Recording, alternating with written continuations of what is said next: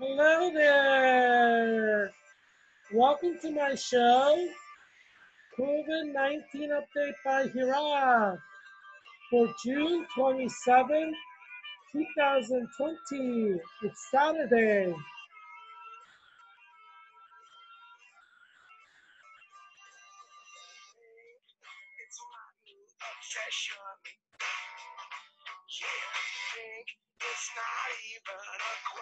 Yeah, do you like my pink jacket?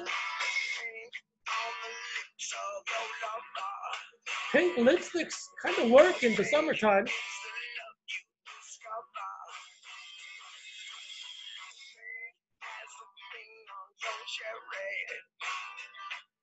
Today's National Sunglasses Day.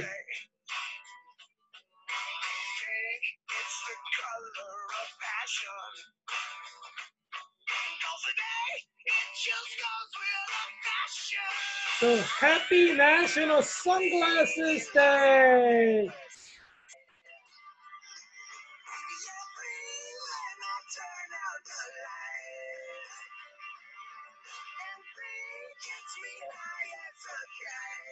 In 24 hours, we had 651 people die.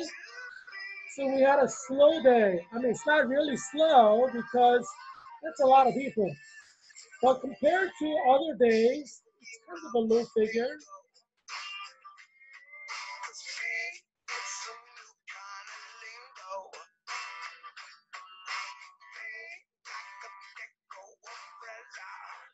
So the confirmed cases are 2,459,472. We have 44,602 new cases.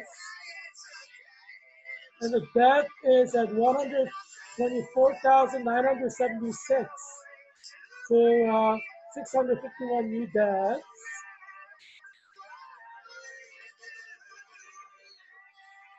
But since the cases are spiking, look at that, 44,602. Normally it's between 20,000 to 30,000. You know that the deaths are coming. You need some time to get sick and get sicker. We know hospitalizations are going up, and you don't go to hospital unless you're really, really sick.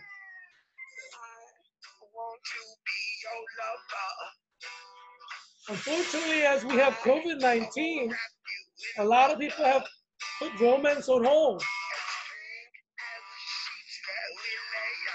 And we don't know what's going to happen in the next coming weeks. A lot of people in their teens and 20s have been infected, and we don't know what's going to go on. We don't know if many people in the 20s and teens are going to die or not die. We just don't know. It's too early to tell.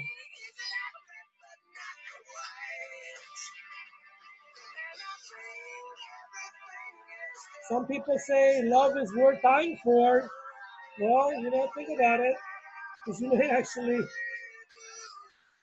have to live up to that. Yeah, kind of like a croaking noise at the end. And so, yeah, it's you know, we're in a very difficult spot here right now because August is when school year starts. Um, like at Georgetown University, um, freshmen they generally come in mid-August to move in, and academic year starts like last week of August. So students are on campus around mid-August, and those who have orientation and things like this, they come like first week of August. Some even come in July. So Georgetown University has to decide what it's going to do. I mean, Heerak Christian Kim, independent candidate for U.S. Congress in Virginia's 8th District, recommend that Georgetown close the campus down and just have online remote learning because that's the safest way to conduct university academic program during a global pandemic. And some people thought we had flattened the curve, but they were kind of premature in their celebration, unfortunately. And cases are spiking in California, Florida, Texas, Arizona. And yeah, so we're facing some serious problems now because it's spreading now to Utah, Nevada. Nevada is close to California. Utah is close to California, and you have like Idaho being affected, Oregon is being affected, North Carolina, South Carolina's spiking. Virginia is most likely going to go back to its spiking days. Same with DC and Maryland. So that's why we're looking at in the next few weeks, maybe even next week or so. So it would be irrational to open college campus in August because it's basically July now. It's 1 month away. And the spike in numbers just started, so it's going to keep going up. And then death will mount. And that's why it would be irrational to open up Georgetown University or George Washington University, American University, Catholic University of America, Howard University. It's just not a good idea. And there's another problem that is coming, and that is the flu season in the fall. So summer is bad enough with the spike in cases and the deaths that are coming. But once the flu season starts, now you're going to have exponential multiplication of deaths because there's flu and there's COVID, and they're going to combine, and a lot of people are going to end up dying, many young people as well. I'm predicting that, Heerak Christian Kim, that's who I am. Heerak Christian Kim, I am predicting that in the summer, we can't even hit 10,000 deaths per day. And the reason I say that is because look at the cases. Cases are spiking with no end in sight. And hospitalizations are rising. And you don't go to hospital unless you're really sick. So this means that as hospitalizations rise, death rate will rise. That's basically certain. It's 100% certain. Houston has run out of beds, ICU beds already in its largest medical center. And many of them are going to end up dying. I mean, ICU, intensive care unit, is called an intensive care unit for a reason. A lot of people die in intensive care units. So you should be surprised if death figures in California, Florida, Texas, Arizona, North Carolina, South Carolina start spiking in the next week or next 2 weeks. It's already climbing, but soon it will be like hundreds of deaths per day per state. So we're headed there because now hospitals are filling up. So these sick people are going to try to struggle to survive for a few days, and some of them will die. And so that's how the death rate will increase. Now the hospital beds are filled, and then some people are going to start dying. And there'll be a steady stream of people becoming hospitalized because COVID-19 cases are going up. So that's expected. And so it's only rational to close down colleges for the fall semester 2020, given what is happening now in the summer. And also looking at the fall and knowing what's going to go on in the fall, which is the flu season. And so closing the campus down is the only rational thing to do at this point for the fall semester, because you know what's going to happen. Even if you open the campus up in August, they'll have to shut down the campus again. What are you going to do if there are like 1,000 cases of COVID-19 on Georgetown campus? It's going to be like national news. going to be very bad press. I mean, they're going to remember that for like years, right? So you know that kind of bad press is coming, like 1,000 or more cases of COVID-19 at Georgetown University. We have like 9,000 graduate students, what, close to that undergraduate students. So we could easily have 1,000 COVID-19 infections. Could become like national news, and it's not going to be good. And if you have like 50 people die, like in a month period from COVID-19, who are Georgetown students, geez, can you imagine that? The national news and the attention that you're going to get, the kind of attention you don't want. Not only that, you know the lawsuits are going to come.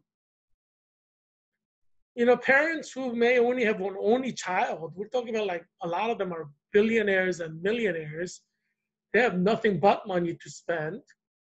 And if their precious only son dies at Georgetown University because Georgetown University opened up, you can guarantee you're going to have multi-million-dollar lawsuit because the father of the child who died at Georgetown campus will sue just to spite Georgetown.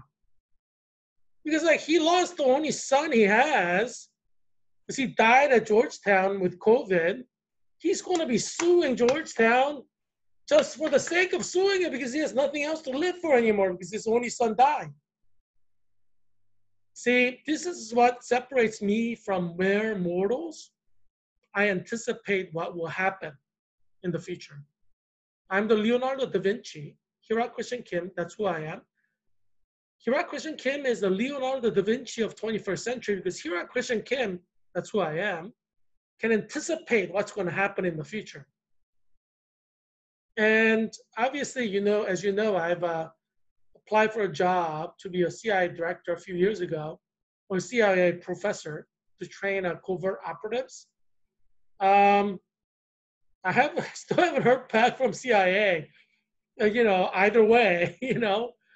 But yeah, I guess no news is good news. I don't know. But yeah, I mean, I can anticipate people's moves. I can anticipate the multi-faceted scenarios. I can game like 1,000 different outcomes. And that's what makes me a Leonardo da Vinci of 21st century because I can anticipate every possible scenario.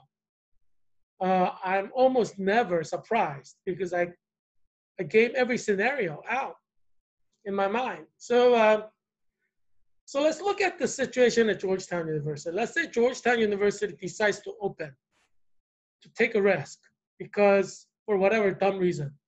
Because obviously it's a dumb decision to open the campus in the fall, knowing that COVID-19 is still in its first wave, but in second peak. And it's killing a lot of people, like 651 people per day, you know, good day. Yeah, so let's theoretically say you open up the campus in August. 1,000 people are dying every day. And then an outbreak starts at Georgetown University's Leo, which is the place where all the undergraduates eat. You know, every meal, breakfast, lunch, and dinner. Like they have a dining service, buffet style in the basement. And on the first floor, you have different eateries where you have to line up. And it's not big space. I mean, there's not enough space for people to like have 6 feet between them in the line. I mean, you have to go to Leo to see what I mean. And all of you Georgetown students know what I mean because you know there's no space. You can't. I mean, if you have put 6 feet between 2 people, I mean, there won't be a line. I mean, it just isn't space. So let's say an outbreak starts at Leo, and what will happen? Let's do a small case study here. So one person in Leo, one Georgetown undergraduate student who's 17-year-old, she comes from Florida as a freshman. Her parents drive her because she is like a princess and she wants to go to Georgetown even if there's remote learning because the campus is open. So her parents drive her up all the way from Miami And unbeknownst to her, she's carrying COVID-19. And then she starts spreading it in Leo. So she's eating in Leo for like 2 weeks with her other friends from other states who are 17, 18-year-olds. And before you know it, before she knows it, she's infected like 20 people because she's a very popular social person. And all these 20 people are infected. And now they're infecting 20 people each. So you have now 400 people infected, and it's only the first week of school. And then what happens is flu season has started, and 4 of them have flu and they die in the second week of school. What do you think Washington Post headlines will read?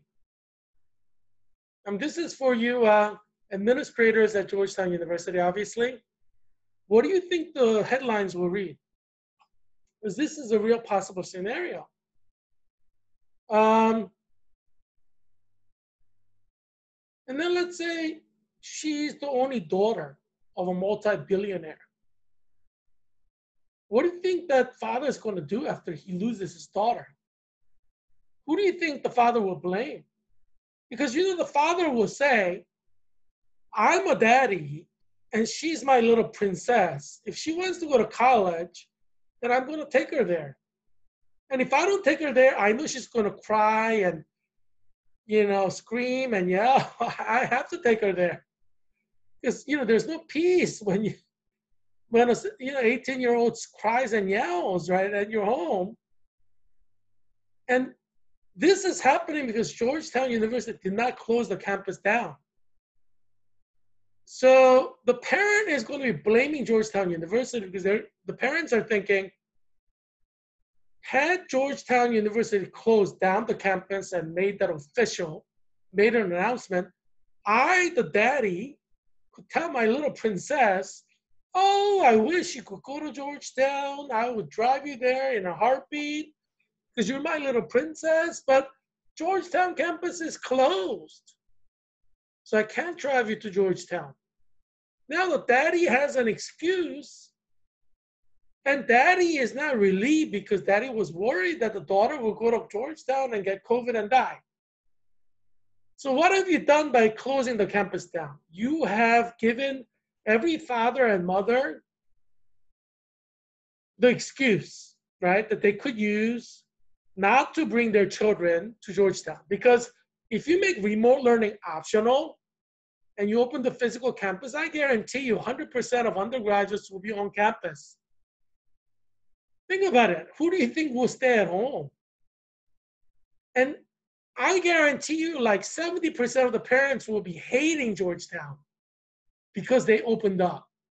Because they'll be worried sick that their children will die. It's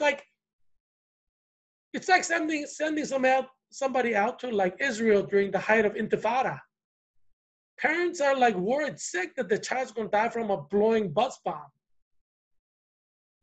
You see what I'm saying? Now, obviously, the child might have chosen to go to Israel during the height of Intifada, and the parents are like, they have no choice. But with COVID-19, it's a little bit different. The colleges can close down the campus if they want.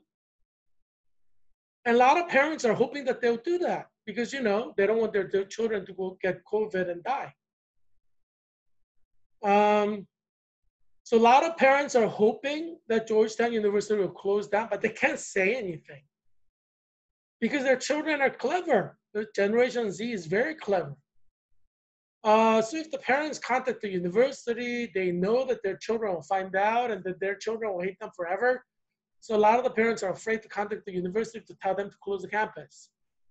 Just because they're afraid that it will get back to their children and then will end their relationship with their children who want to go to Georgetown physically. So the parents are secretly hoping that Georgetown will close down so they have an excuse not to send their children to their potential death, COVID-19 death in fall semester 2020. So if Georgetown closes down, you not only give Georgetown students' parents an excuse not to let their children go to a place of danger, COVID-19 danger, because obviously small confined communal places are dangerous for COVID-19 spread. You're also giving the parents peace of mind for the whole semester from August to December. They don't have to worry about their child dying, right? Every day they would be worried, right? Because you can't control what goes on a college campus with a bunch of, teenagers, so the parents are going to be worried sick. So if you close the college campus down, you are giving the parents excuse not to take their children to campus. You're giving the parents a peace of mind. How do you think the parents will respond to that? They will give you large donations because they're thankful that you saved their child's life and that you gave them a peace of mind. It could result in a large increase in donations if you play your card right as a university. Because no parent wants to worry about their child. And as I said, if a child dies, you can really seriously worry about being sued for multi-million dollars. Because the parents will argue using multi-million-dollar lawyers that Georgetown unnecessarily put their children in danger because there are 651 people dying per day, which any reasonable person would say is a dangerous situation. And then you have these COVID-19 spikes all over the country, which any reasonable person would say is a dangerous situation. And even when Georgetown University could carry on remote learning online, they chose to open the campus and, quote, make it optional for people to stay at home. And which 20-year-old are going to stay at home? They're going to come. So it's not really an option at all. So the parents would argue in the court of law that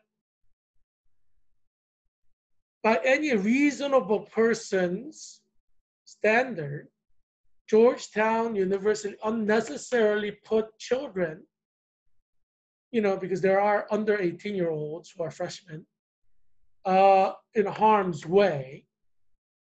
And then Georgetown University will lose multiple lawsuits, especially if vaccines come out next year.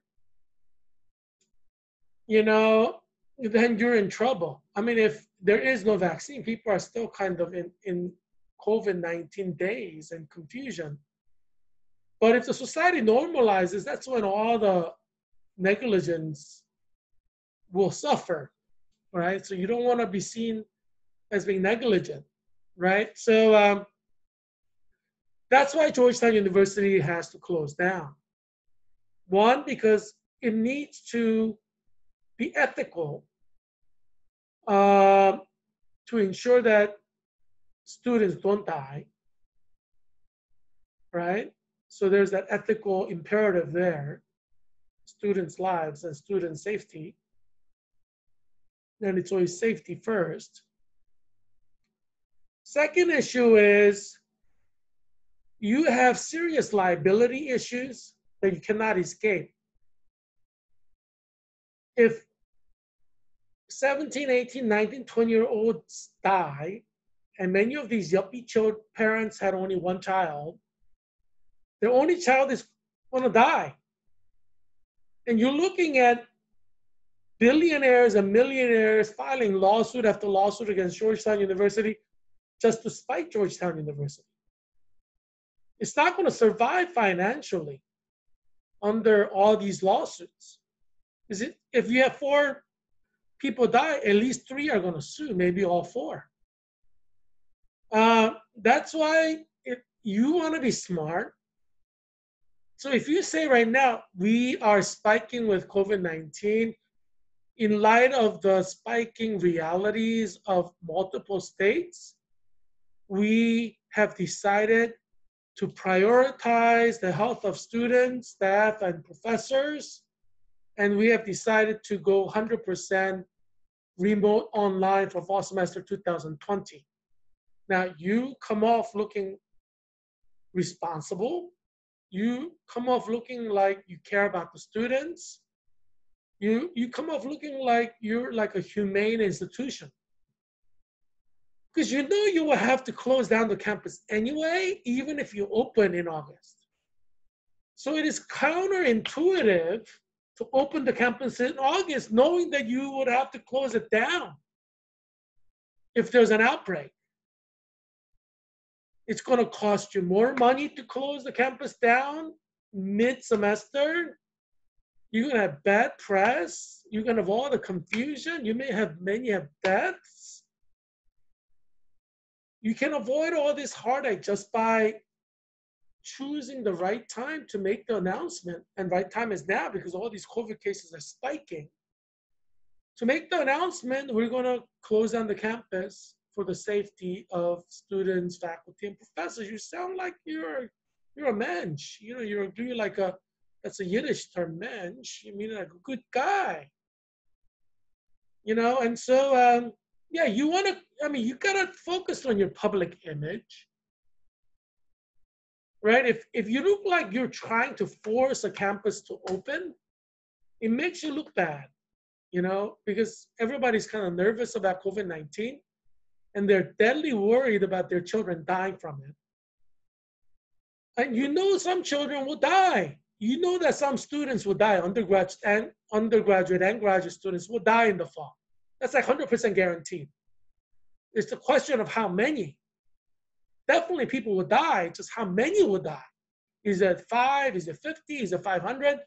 Right? That's the question.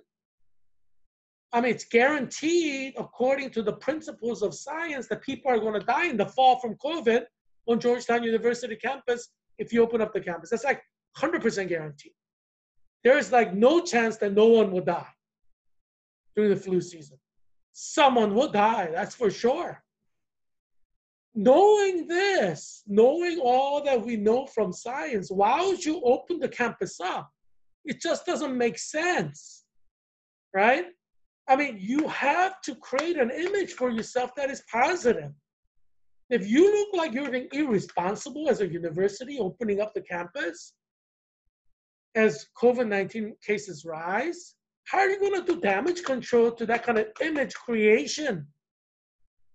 This is why, you know, some people think like I'm perfect as like a dean of a college or president of a university because I think in terms of not only safety and security, you know, and organizational ethics, but I also think about all these potential to harm and liabilities, you know. So, I mean, actually, I am licensed as an administrator in Washington, D.C. I have my administrator license, so I can be the superintendent of a school district or a charter school. I could be principal. I could be assistant principal. I have this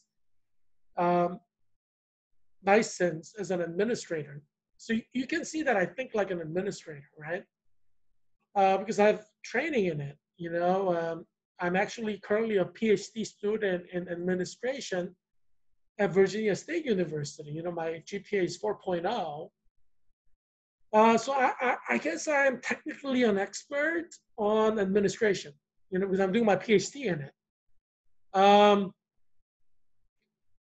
So you can see why I think like an administrator, because I have professional training in that regard. From Virginia State University, which is an HBCU, historically Black college and university. I'm the only non-Black person in my cohort 13. I'm the only non-Black person. Everyone else is Black. All my cohort members are Black. I'm the only non-Black person in my cohort 13.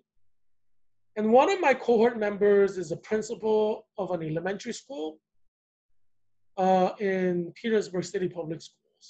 You know, and so, you have a lot of leaders, you know. Obviously, this is PhD in administration. Of course, every student's going to be a leader. And that's why I'm there, because I'm a leader in education. Yeah. I mean, everybody's a serious major leader.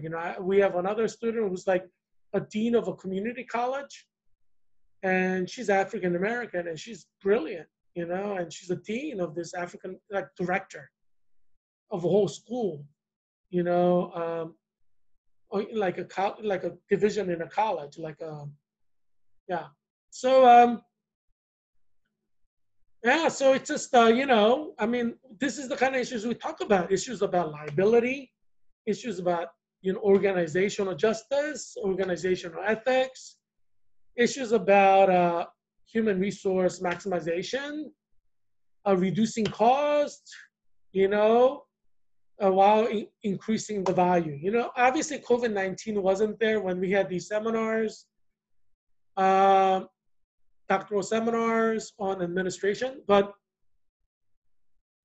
the kind of questioning and thinking is along the same lines, right? If you open the campus up during COVID-19, while everybody's focused on spikes going on from state to state, then it makes you look like you're being insensitive, right? On a basic human level. But when we're talking about an institution, now, especially lawyers are going to start throwing it around terms like negligence, right? Like, institution is being negligent to open the campus up in the fall. There are a lot of liability issues merely from opening the campus during the height of COVID-19 peak, which is right now. And that's why I would argue that Georgetown University has no choice but to shut down the campus for fall semester if it wants to avoid liability, right? I mean, if it wants to lose $1 billion in lawsuits, which is coming, if you open up the campus, then open up the campus, because you're going to have the scenario I'm describing or worse, resulting in legal liabilities, image damage that may never be fixed in the next 100 years. Is that what you want? I mean, I hope the administrators, I mean, I know the administrators, I know the president, I know the vice presidents, and, I like them. I hope that you will make the right decision. As you know, I was the vice president of Georgetown University Graduate Student Government. So I worked with the provost, once a month I go to the provost's office and we will talk, student leaders, with the provost over lunch that he provides. Generally, he provides pretty good lunch. So thank you, provost of Georgetown. He has blogs, which are kind of interesting to read. But yeah, he's a nice guy, and I just hope that school leaders, the provost, vice presidents, the president board of directors will do the right thing. Close down the campus for fall semester. Because you don't want to create a situation where Georgetown University can suffer $1 billion in lawsuits by opening up the campus. And that's basically what you're going to be doing if you open up the campus. Whereas you have an excuse to close down the campus. Nobody can fault you for closing down the campus at the height of a pandemic, right? Nobody can sue you for closing down the campus when there's a pandemic. They could sue you, but they'll lose, because you have the ironclad argument. We close down the campus for the safety and security of people to save lives. I mean, which court is going to go against that? Which jury is going to go against that? You see? So you have to create a win-win scenario for yourself. You don't want to create a lose-lose scenario. Opening up the campus, it's a lose-lose scenario. There's no angle where you will win. And there's absolutely no way you're going to win in any sense of the term winning if you open up the campus. And that's why you should close it down.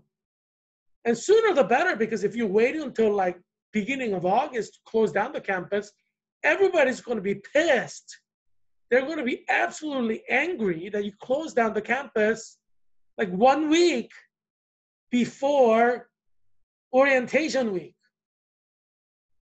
Think about it. Everybody's planning, right? We're talking about their only daughter who 17-year-old, just graduated from high school, princess, the most treasured thing in the world for the father and mother who are millionaires or billionaires from Florida driving up to Georgetown.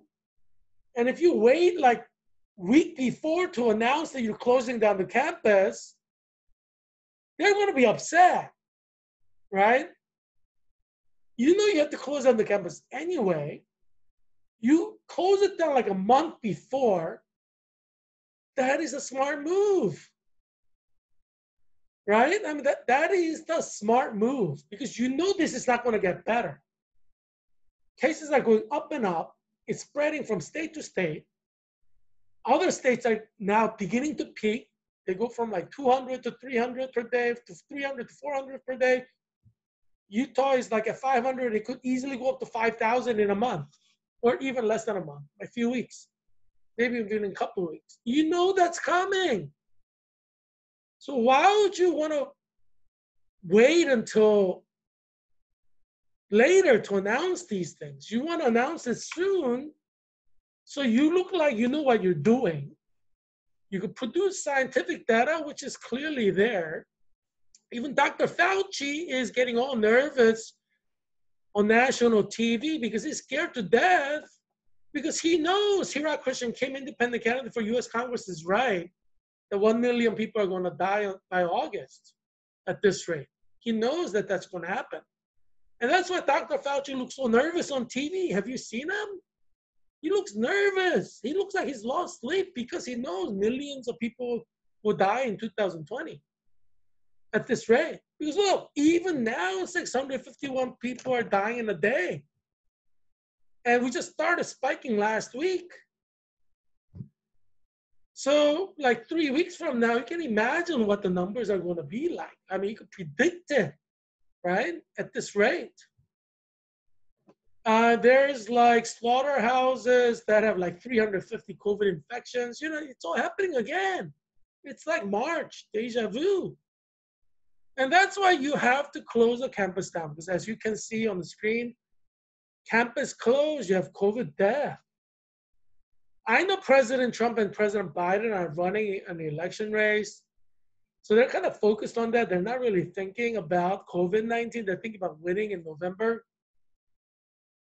But, you know, COVID-19 is here. We may not even have an election in November because if we have like 1 million people die in October from flu and COVID-19, you think there's going to be an election in November?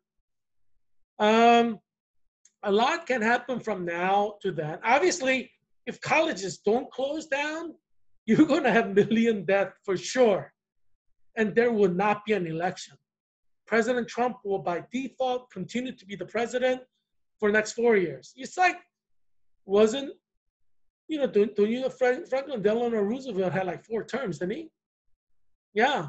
I mean, I'm an expert of Jewish history. That's my specialty. But for those of you who are experts of American history, maybe we could explain that. I mean, if COVID-19 spikes and 1 million people die in October, there's not going to be an election and President Trump will be a president for 4 more years. That's what's going to happen. Because you know, we're not really going to have a vaccine in the next 4 years, most likely. I mean, we may, but we still don't have vaccine for AIDS or HIV. And we had the HIV virus for like decades. We still don't have a vaccine for it. And people have been trying to develop a vaccine. I mean, that's like priority number 1. They still haven't developed it. So how do you think COVID-19 is going to get a vaccine? I mean, yeah, I think you're being too optimistic. I think we need to bring you down to reality. Most likely there will not be a vaccine for at least 5 years. So people are going to continue to die from COVID-19 for 5 years. And COVID-19 is going to keep mutating. Now it has mutated to infect more young people. And it will kill more young people in the summer. So this is here to stay. I mean, geez, you know, are you still like fooling yourself and saying, oh, it's not here to stay? Do you see Harry? Harry's looking at the situation with those wise eyes. And Harry is speaking without speaking. that Heerak Christian Kim is absolutely correct. That Heerak Christian Kim is a very wise man. And that you should listen to Heerak Christian Kim. Do you see his eyes communicating through the screen, even though he's not saying a word? Nonverbal communication, the power of Harry, as I say. But yes, and that's why you have to be smart. I mean, obviously, maybe this year 2020 is big Christmas gift to President Trump, because as you open up college campuses and as more people die, obviously you cannot have an election. And by default, President Trump continues to be president for 4 more years. That's what's going to happen. Most likely, if you have 1 million deaths in October, that's about 90% guaranteed to happen. What are you going to do? Have an election when 1 million Americans die of COVID? You think people would want an election? Democrat or Republican? They'll be like wailing throughout the land. People will be crying their eyeballs out at the only child that died from COVID on Georgetown University campus. People will be eyeballing, crying themselves out, when their wife dies or their husband dies. Jeez, we're talking about 1 million people here that could die. Because it's not just Georgetown, right? I'm talking about Georgetown because I'm at Georgetown. But we're talking about 3,000 or 4,000 universities in America. And that's why we could easily have 1 million deaths. Because we're not just talking about Georgetown right now, are we? But since we're talking about Georgetown, I want to say congratulations to my CNL, fellow CNL core members. Congratulations, we did it. Our program is done in August. We're graduating like a month away. Congratulations to me. Congratulations to you. Congratulations to us, clinical nurse leaders at Georgetown University, clinical nurse leaders, CNL 2020, CNL 2020. Yeah, so there are 25 of us. And as I've said before the second peak, I predicted 5 of them would die. And I've kind of picked out which 5 I think would die, and I think I'm correct. But now that we have this second peak with younger people getting infected, like teens and 20s, I picked up another 3 to 5 who are I think will die from COVID-19 before Christmas. So I'm predicting that out of 25 of us, at least 8 to 10 will die by Christmas time from COVID-19. Because the first 5 I picked out, had pre-existing conditions. They disclosed their pre-existing condition like asthma or peanut allergy or, things like that, which is kind of clear, vulnerabilities that will end up in death if they get COVID, even without the flu. So those are the 5 that I picked out. But now that like 20s and teens are getting COVID, I kind of chose like 20s, like 3 to 5 20s who I think may die from COVID. Obviously, I hope no one dies, but I'm trying to be realistic. So I am predicting now that anywhere from 20 to 40% of the class of 2020 nurses will die. And I think that's tragic, but this is COVID-19. Without a vaccine, without a cure, I think scientifically it's a logical decision to make for people who are inexperienced nurses, who are going to be nurses, will make mistakes. And even one mistake can end up with them getting COVID and dying, especially during flu season. So I think I'm being pretty conservative in my estimate, I think, because they're going to be dealing with COVID every day, right, these nurses. And there really isn't enough PPE even now, personal protective equipment. You're supposed to just use N95 mask once and throw it away. Yeah, like you use it like 3 minutes and throw it away. But they're still using it like for a whole day. I mean, that's like asking to be infected with something. And when you carry that COVID-19 mask from room to room, you're spreading COVID-19, or other bacteria or virus or parasite. Um, so yeah, I mean, there's a reason why 651 people are dying every day, right? I mean, if not everything is done right, and there should be zero deaths. There's 651 people dying. There's something going wrong here. The Queen of England has been around for a long time, and she's seen a lot in her lifetime. She's probably just like flabbergasted right now with gay marriage being legalized. She's probably in a state of shock for a woman. And we know that Kim Davis, a Christian woman, was arrested because she opposed gay marriage. And that's a problem in America. And I'm arguing that looking at Romans chapter 1, which promises God's wrath for homosexuality, that COVID-19 is fulfillment of that promise that God made in Romans 1, because God always keeps his promises, right? When God promised Adam and Eve that if they eat of the fruit of the tree of knowledge of good and evil, they will surely die, God kept his promise when Adam and Eve ate the fruit of the knowledge of good and evil, because God always keeps his promises. So in Romans 1, God promised that he's going to send wrath of God for homosexuality. So God's just keeping his promise by killing American citizens who tolerate homosexuality through COVID-19. And this is a spiritual explanation. There are physical explanations of the physical world, but there are also spiritual explanations of the physical world. And some of you may not believe that there's magic in the world, but there is magic in the world. It's not a fiction. There is magic. There's actual magic that works. There's black magic, there's white magic. And the Bible talks about this.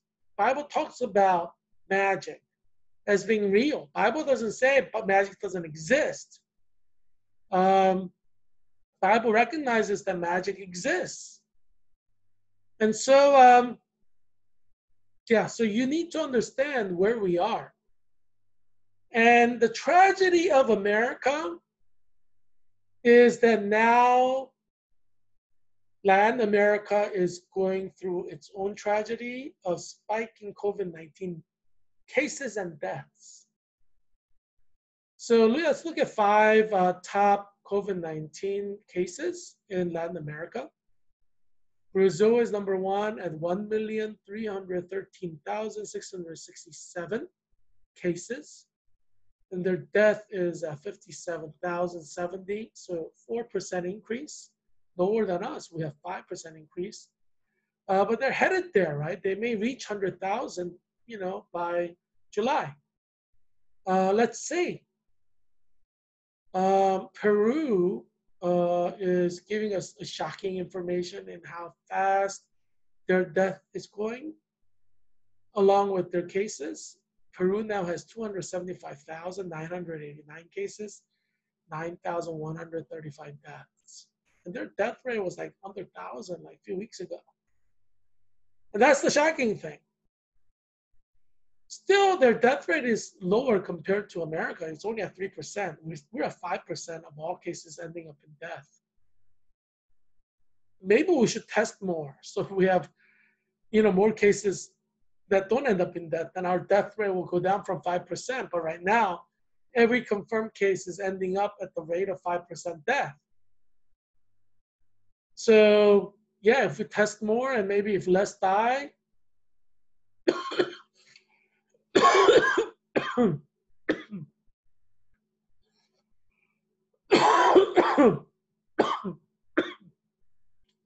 maybe that could be better. But yeah.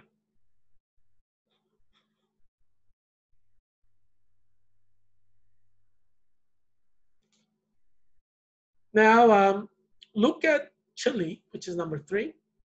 So it's 267,766 cases, ending up in 5,347 deaths. You know, I like to drink this water in a cup, but because I have a mask on, I have to take my mask off to drink this cup. Do you see why, like, you get infected with COVID-19 in a bar or a restaurant? Because the moment you take off the mask, I mean, you could get infected. Yeah. And number 4 is Mexico with 212,802 cases. And it's ending up in, look at this, 26,381 deaths, 12%. That's a shocking number. Look at this, 12% death rate. That's like England. England has like 12% death rate. And Mexico, which only had like 1,000 deaths a few weeks ago, has now 26,381 deaths. I mean, the whole country is like headed toward death. And you know the sad thing about it? Mexico borders on California, Arizona, Texas, these states where COVID-19 cases are going up. So you know where they cut their cases from. Made in Mexico, made in Mexico, made in Mexico, made in Mexico. Look at those deaths in Mexico. Mexico has exported their COVID-19 death to Texas, California, Arizona, and these states are spiking. Yes, it's made in Mexico, made in Mexico. How do we know? Numbers don't lie. Look at the death in Mexico, 26,381. Look at the way it's spreading and killing. Yeah, that's why we know a lot of people in California, Texas, and Arizona are going to die, because a lot of people in Mexico are dying. And this is made in Mexico, made in Mexico, made in Mexico. Yeah. You may have to go to the hospital soon, people in Texas, Arizona, California, with your made in Mexico COVID-19, new strain or mutated strain. And then they'll be like flashing this into your eyes to see if your eyes are round and equal, reactive to light and accommodation. And then they will shine this pen light onto your nostril to see if it's pain, you know, what kind of exudates are coming out of that, you know, like what kind of snot, is it solid or liquidy, is it white or yellow or green? And they're gonna flash this to see if your mouth is nice and pink. Pink is my favorite color, pink, or if it's like white and infected with fungus or, you know, yeah, they're going to shine this to your mouth to see. And then they're going to shine this light to your ear to see if it's pain or if there's an infection, if there's some kind of smell coming out of there. Because generally infected ear will smell. So, yeah, standard issue, nursing pen light. We call it pen light. You know, you could have these like pupil sizes. You could compare people's pupil sizes to. Use the light, and there's a pocket over there you can put in your pocket. Yeah. So it looks like a pen, but there's no pen. It's just light. Nursing pen light. Yeah, but there's no pen, so it's just light. But I guess it looks like a pen, so they call it pen light. But there's just light. Yeah. So Colombia is also beginning to rise.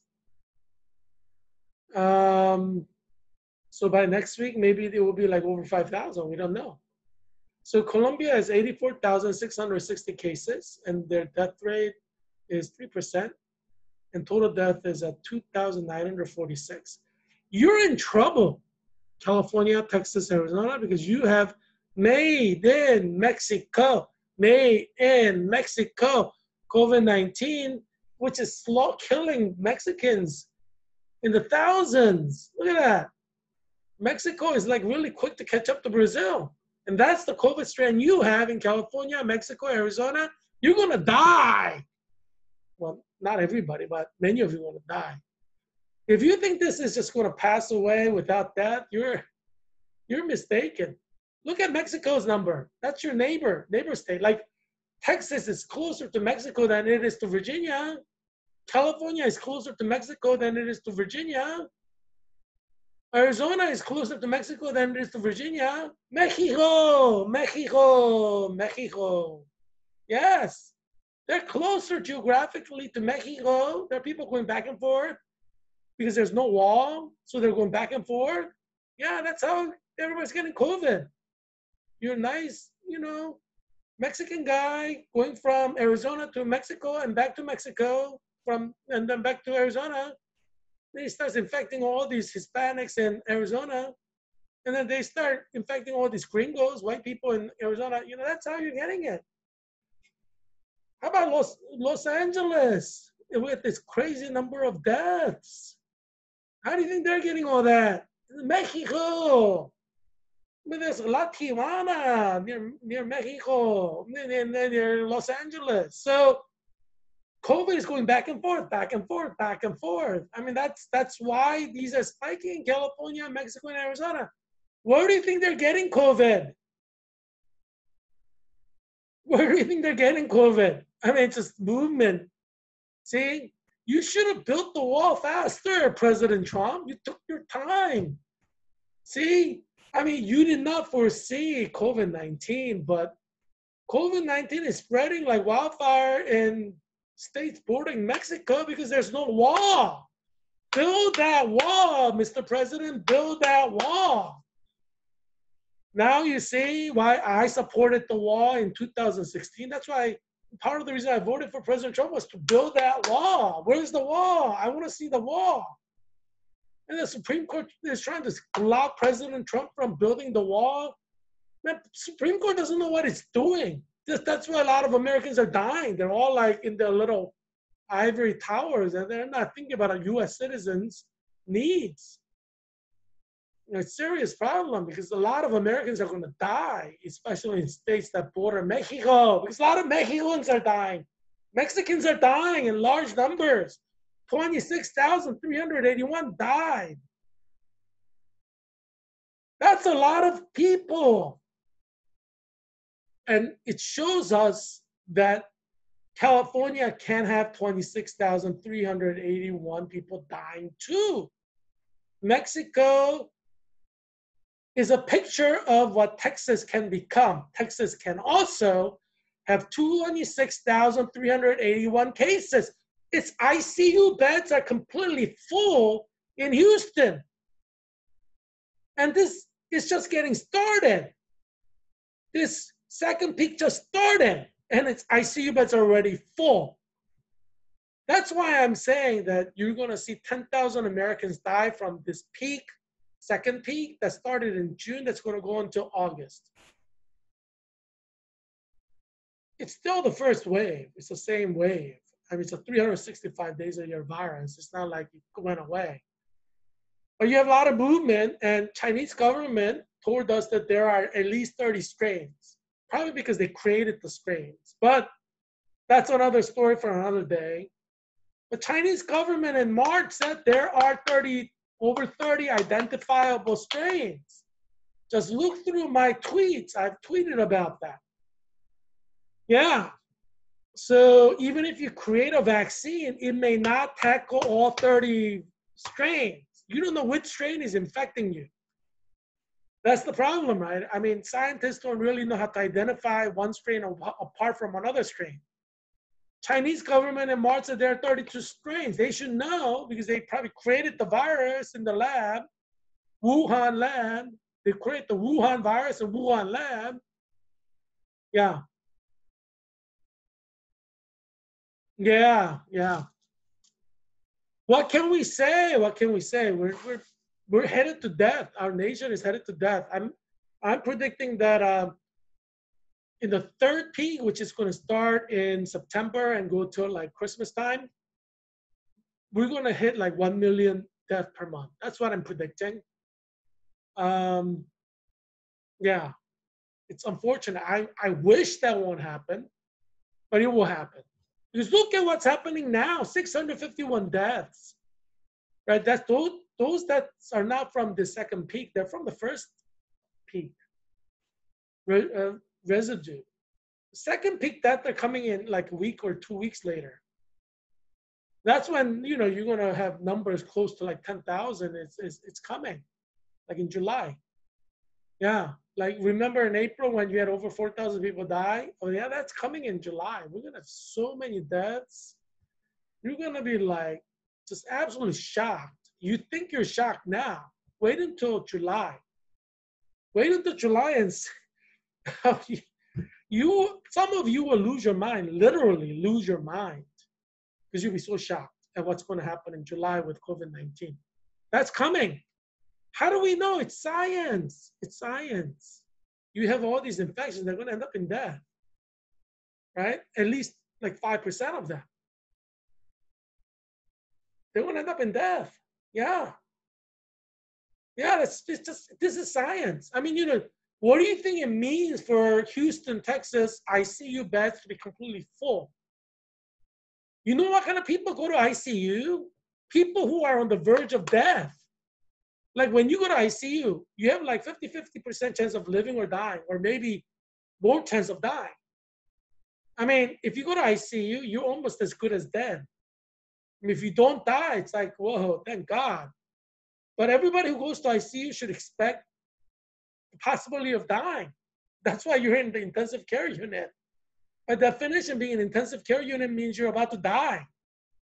Right? So if you don't die, that's like, whoa, what a miracle. So some nurses say it's part luck. You know, part of it is luck, part of it is skill.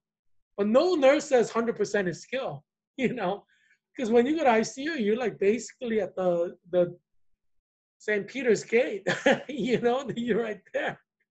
You know, it's like one false move, man, you're dead, you know? So that's what ICU means. So when you say ICU beds are completely packed, that means they're basically on the verge of death. It's possible for 100% of people in ICU to die. You know, hopefully that doesn't happen, but it could happen. That's a theoretical possibility. And that's why you can't say this peak number 2 is a weak peak. If all the ICU beds are filled up, that means it's a pretty serious stuff. Because every single person in the ICU can die. That's why they're in the ICU. That's where people go to die. I mean, obviously, you know, excellent nurses will save you from ICU death. But even if the nurse is excellent, you could still die because your body is in a shutdown mode. And it just, you know, the tip of the scale is like very, very thin. You could go to death or life in ICU. It's very, very, you know, nobody can predict it. You know, that's why if you go to ICU, you're basically expecting death. Obviously, you want to live, but, you know, there's a high chance you will die. That's what an ICU is. And so when you talk about ICU beds filled up in Houston, that means basically those COVID-19 patients are headed to death. That's what it means. They're not dead yet. They're in the ICU, but they will die. Many of them will die in the next few days. That's what it means. Ask any nurse, ask any doctor, any scientific expert what it means to be in the ICU. They'll tell you the same thing. Yeah. So a lot of people in Houston, Texas will die.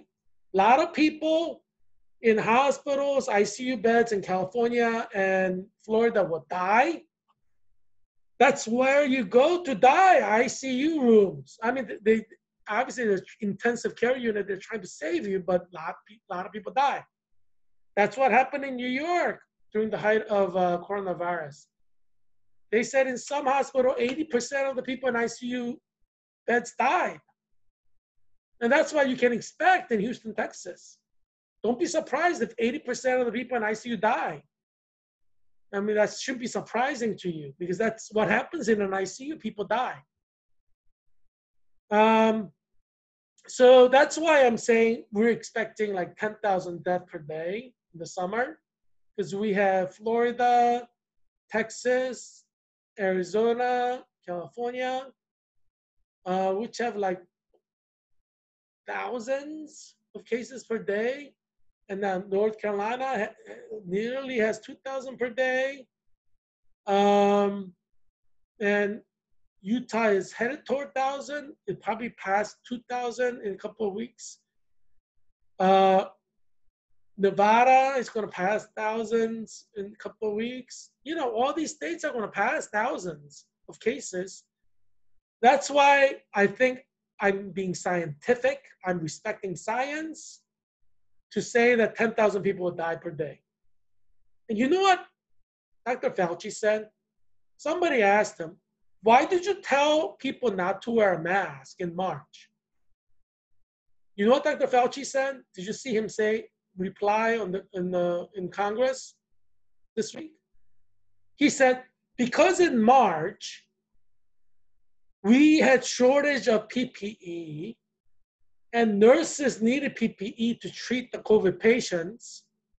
And that's why I told people not to get masks, to make sure that nurses don't run out of masks. So what is he admitting there? He's basically saying he lied to you to ensure that nurses get PPE. I mean, being in the nursing profession myself, I mean, I don't know what to think. You know what I mean? A part of me wants to thank Dr. Fauci for lying to the American people that they don't need to wear a mask so that nurses could get masks because there was a shortage of it.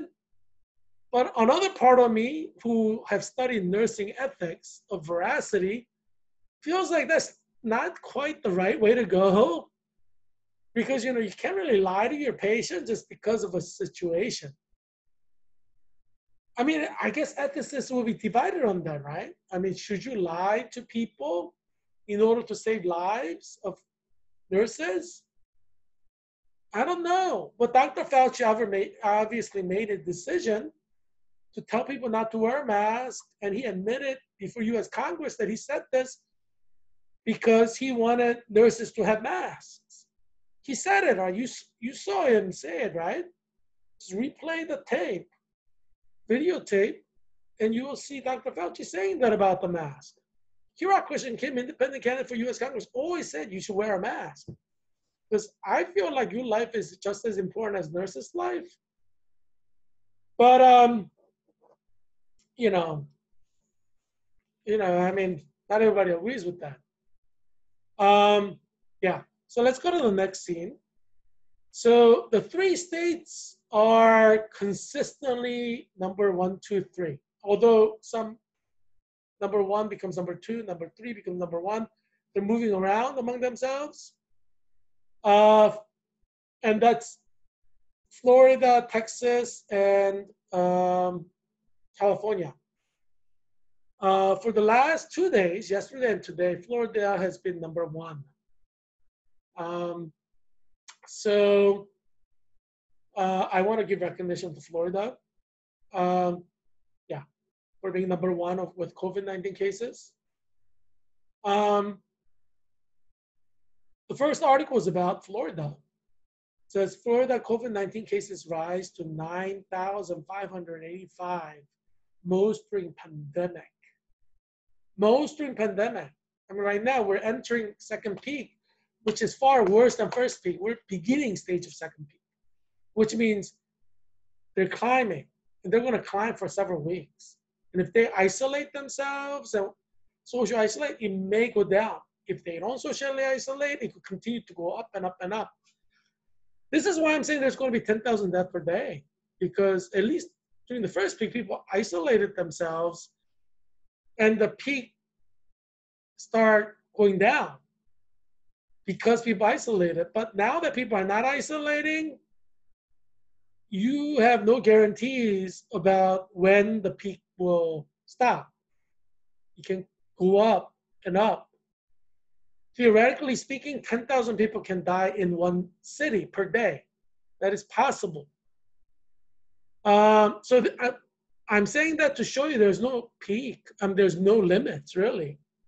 This is COVID-19. It's a virus that kills. So don't think that it's impossible for like 1,000 to 10,000 people to die in just one city, like in Miami. That's definitely possible, like per day. Um, yeah. So let's look at like a quote from that article that's relevant. It says Florida is among Sun Belt states. It says Sun Belt states like such as Texas, Arizona, California, where cases have been spiking in the past week, prompting officials to slow business openings. Miami-Dade County Mayor Carlos Jimenez said late Friday that the city's popular beaches would be shut for the Independence Day holiday weekend. So they're going to shut the beaches for a holiday weekend. Well, you have to think, what do you think is going to happen because of that? I'm a little bit worried about that. You shut the beaches on holiday. I mean, is he offering some alternative? I mean, if he's not offering some alternative, what's going to happen? I mean, what's your guess? What do you think is going to happen? I mean, it's like a big question mark. We don't know what's going to happen at this point, but something big can happen. Something cataclysmic can happen. We just don't know yet. But you got to expect the unexpected. I mean, you've seen those police cars get burned, right? All across America. So we know that violence can erupt at any second and crescendo. So we've seen that during the first peak. Just because it happened doesn't mean it won't happen again. It can still happen again. History repeats itself. So who knows? Maybe there will be some serious act of violence on July 4th in Miami. We don't know. We don't know yet. Obviously, there are things, intervening events that can change the course of whatever historical projectile that we might have predicted at this point. Because intervening events can influence final outcome, as we know, especially lawyers know. Yeah, because when you're debating law, intervening events, there are very serious factors that make the decision whether a person is guilty or innocent. Intervening events that changes the whole course of legal discourse, legal decision. And in fact, history itself is changed by intervening events. Like, who expected George Floyd protest to happen, right? So it's in a way an intervening event itself, the whole George Floyd phenomenon that no one expected, just came out of the blue. And that's why you should expect something like that to happen in the second peak. Something just coming out of the blue that you never expected and just kind of completely flipping the society upside down. I think you should expect that in the second peak, just because it seems like the pattern, and history is like a pattern that repeats itself. Like the COVID is now peaking. It's going to continue to go up. State after state will shut down. They'll force shutting down, And so we're going to have the same cycle. Basically, that's where we're headed, right, with the second peak. And once we shut down and everybody's shut down, it's going to start going down again. And then in August, people are going to forget. They're going to start going out and having parties, going to the beach, and, doing all kinds of social, not distancing activities. And then we're going to start a second peak, third peak again in September. I mean, you'll see what I mean. Human beings are actually fairly predictable. Like, I'm a historian, right? I'm professionally trained as an expert of history at UCLA, which is one of the best programs of history in the country.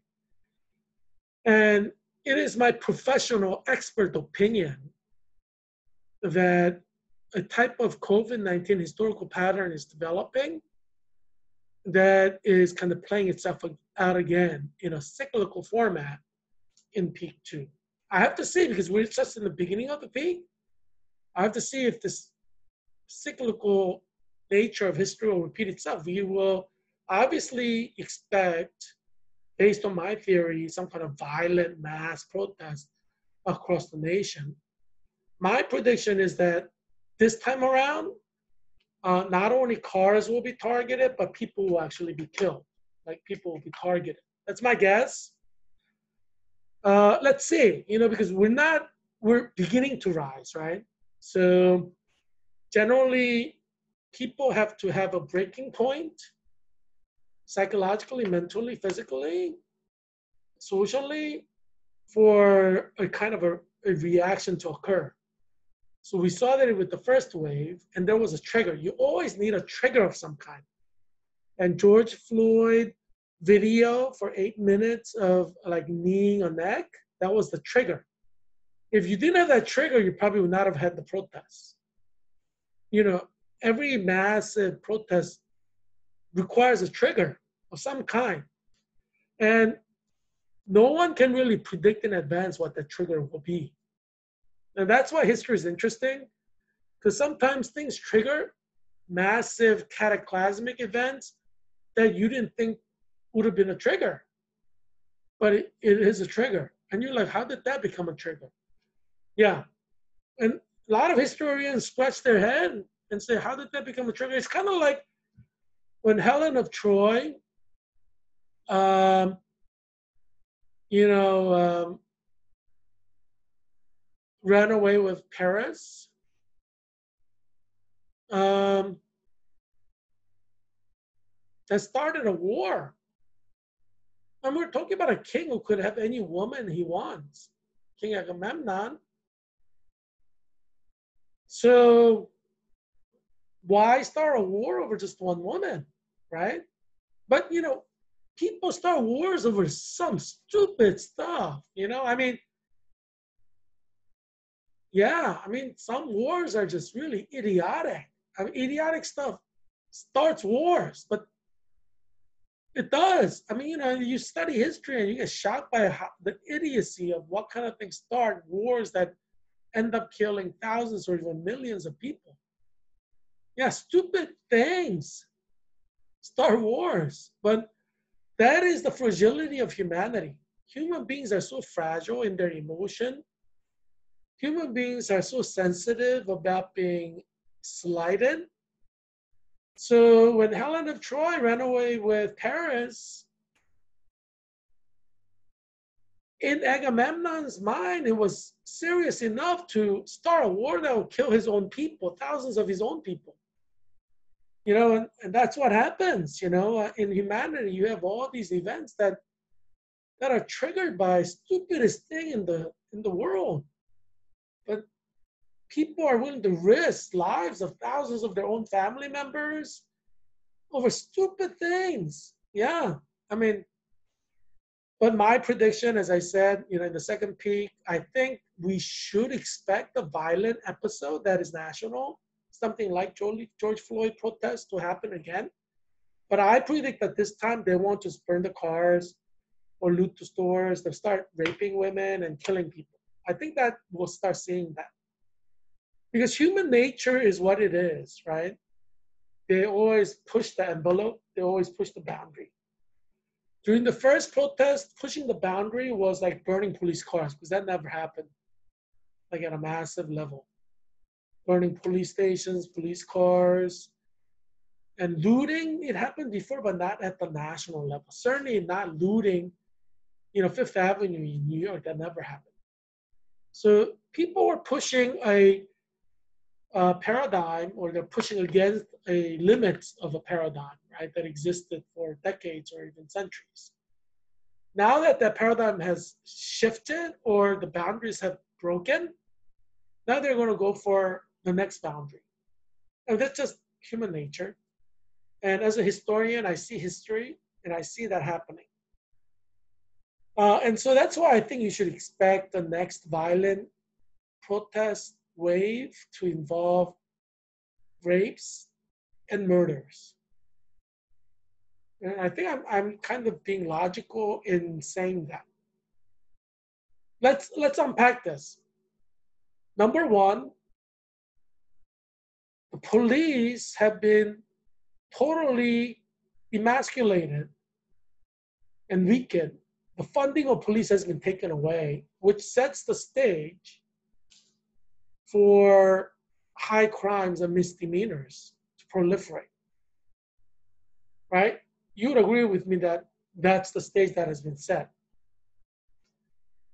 Instead of punishing the violent protesters, the US Senate and US House of Representatives basically took the knee or bowed down to the protesters who used violence.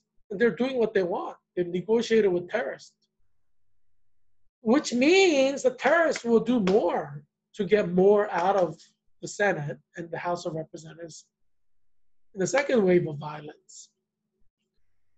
That's going to be within the second peak of COVID-19. Yeah, you have to understand these things as parallel structures. The kind of, because people go through similar emotional cycles, right? And the communities go through similar communal cycles. History has cycles that are patterns that repeat themselves. And so that's why I could predict, I think, with relative confidence that this will happen. They may target a certain group of people. They may target just, it could be more random. It depends on the trigger as well. And the trigger decides certain things. Like the massive protests were triggered by George Floyd and the scenario that 8-minute episode presented. So the nature of protest, which galvanized the masses in a singular direction, was impacted directly by that 8-minute video. But there could have been another trigger that could have set the trajectory of this protest in a complete different direction. And that's the interesting thing about history. You could never predict how a massive event will be triggered and which direction it will go and what determines that direction. These are factors in history that historians then analyze. That's what historians do, analyze structures of cause and effect, causality. And that's why we're not quite sure which direction the violence is going to go in the second time when it happens. And obviously, it happening is dependent on some kind of a trigger. So if there isn't a strong enough trigger, it may not happen. That's a possibility. So I would argue there's 30 to 40% chance it won't happen. There's 60% chance it will happen. And that whether it happens or not is basically 100% dependent on a trigger. Because without a trigger, it can't happen. You need a trigger. Any cataclysmic event in history needs some kind of a trigger. Either a trigger that is accidental or a trigger that is intentional, like Paris and Helen of Troy running away as lovebirds. That was intentional. But sometimes there are triggers that are accidental. And sometimes there are a series of unfortunate events that come together to form a trigger, unbeknownst to people at the time, or people preceding the event. These things happen. And some people talk about intelligent design, like there's a guiding hand of history, which some people call God. So they talked about it as an intelligent design in history. Like things happen in an intelligible way. And some people argue that, that's where chaos theory comes from. All the chaos work together for a logical purpose that is discoverable later. So chaos theory kind of attributes more chance to formation of causalities. Intelligent design, they argue there's some form of pattern that is formed, not out of chaos. So that's where intelligent design is different from chaos theory. Although both of them agree that the final product is a type of causality that might not have been predictable, even to the experts at the time. So as a expert historian that I am, I'm sharing some expert ideas with you, which you are blessed to have from Leonardo da Vinci of 21st century. That's who I am, Heerak Kim. But yeah, I think you should anticipate a massive civil unrest that will accompany the second peak. That's almost unavoidable, um, unless we develop vaccine or something happens, like God ends the pandemic for some reason. But given the same factors, I think we can predict with relative precision a second violent mass protest. Um, it could be an Antifa and defund police again. That's a possibility. Um, let's see. Because once you start negotiating with terrorists, the terrorists are emboldened to repeat the pattern to get what they want. And that's why I argue that Republican senators and Republican House of Representatives made a serious mistake in their response. If I were in the US Congress, I would not have responded the way that the Republican senators and House of Representatives responded, because they weren't thinking about precedent, because every action functions as a precedent for the future. They weren't thinking about that. And they weren't thinking about how long we're going to be in this situation. They're thinking like we're going to get a vaccine in January and we're going to go to normalcy. That's, they're not scientists, so maybe they are excused from thinking that way. But as I said, most likely we're not going to have a vaccine for at least 5 years, in which case we're going to have this kind of existence for 5 years. Obviously, we as a society will have to start adapting, and I'm arguing that Georgetown University should just close down and have 100% remote learning, and transition into adaptation mode rather than trying to stick with the pre-COVID-19 model of education that is on a physical campus. Because you're trying to act against nature, right? Coronavirus will infect and kill. If you recognize that, an intelligent thing to do for a life form is to find ways to survive. It's called the survival of the fittest. But if you're so hell-bent on going back to the old model of education, which is in a physical classroom, then you're not adapting to survive, right? And we're looking at an evolutionary lab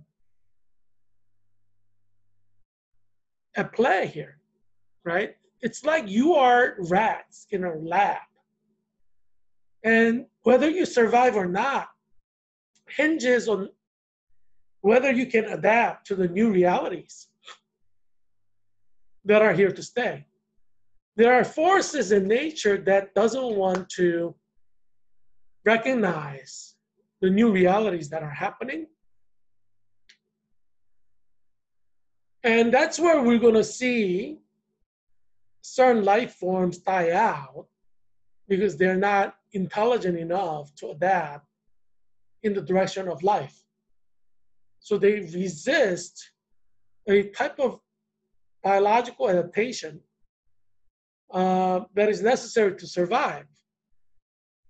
And in this case, the adaptation is obviously transitioning into online, self-isolating mode of education, right? You have to deliver educational content. Thankfully, we have the mechanism to do that online. So there is no need for anybody to physically meet in a classroom situation. So we are well situated to adapt towards survival. As long as we don't meet physically on a college campus, that increases necessarily the risk of COVID-19 infection between human beings because it's person-to-person transmission. We reduce the chance that COVID-19 will win and kill people. So the logical thing to do is adapt our educational system away from a physical classroom model, which is so 20th century, and then transition into a 21st century education model, which is basically 100% online. We were headed there anyway, but there are people who are trying to resist an adaptation to survival. And that is this deeply disturbing because there's a high chance that most of our species will go extinct, at least in the American context. I'm predicting, Heerak Christian Kim, that's why I'm independent candidate for US Congress. I'm predicting that 30 million Americans will be killed by COVID-19 by year 2022. Within 2 years, we're going to have 30 million Americans die, minimum. That's my prediction. And I feel confident that science supports this, especially because people are not adapting to survive, right? People want to constantly go back to pre-COVID times when the reality is COVID is here to stay. And so they're trying to go against laws of nature. And nature is not going to allow that.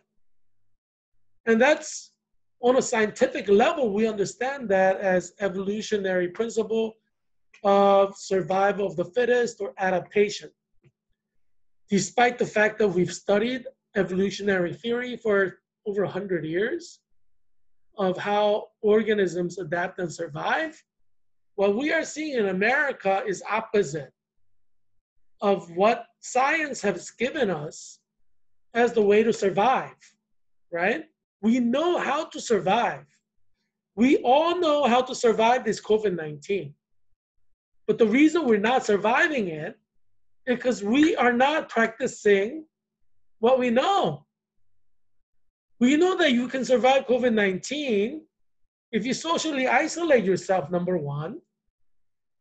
You wear a mask all the time, and you reduce conversation with people person to person, right?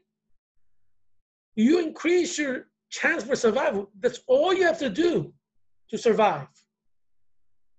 You know, I mean, obviously some will get killed even if you do that, but if everybody did that, until we find a vaccine, there will be minimal casualty in our population.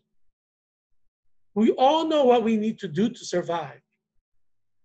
But ironically, almost a lot of people are going against the knowledge that we have from science. And that's the idiocy of it all. Because you know they're going to go get infected and die. But they still do that. Why? And that goes back to Adam and Eve. God said, do not eat of the fruit of the tree of the knowledge of good and evil, because the day that you eat of it, you will surely die. God said that. So Adam and Eve knew that if they ate of the fruit of the tree of the knowledge of good and evil, they would die. They knew that. So they weren't eating it. For a long time, they weren't eating it. And then who came? The serpent. And the serpent in the Bible said, did God really say you're going to surely die? Maybe you're going to be smart like God. And that's why God doesn't want you to eat the fruit, because you're going to be smart like God. So they had a seed of doubt put into them by the serpent in their mind. Power of suggestion, as some people like to call it.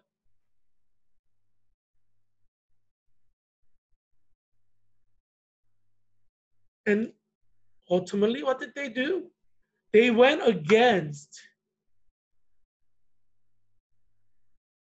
a simple rule to survive and ate that fruit, and they died. They lost their eternal life on earth. Like they were immortals when they were created, not to experience sickness, not to experience death. All they had to do is not eat this one fruit. That's all they had to do. But what do they do? Out of all the trees, with all the fruits in the garden, they have to go and eat that fruit. And that's what's happening in America. See, Bible teaches you so much.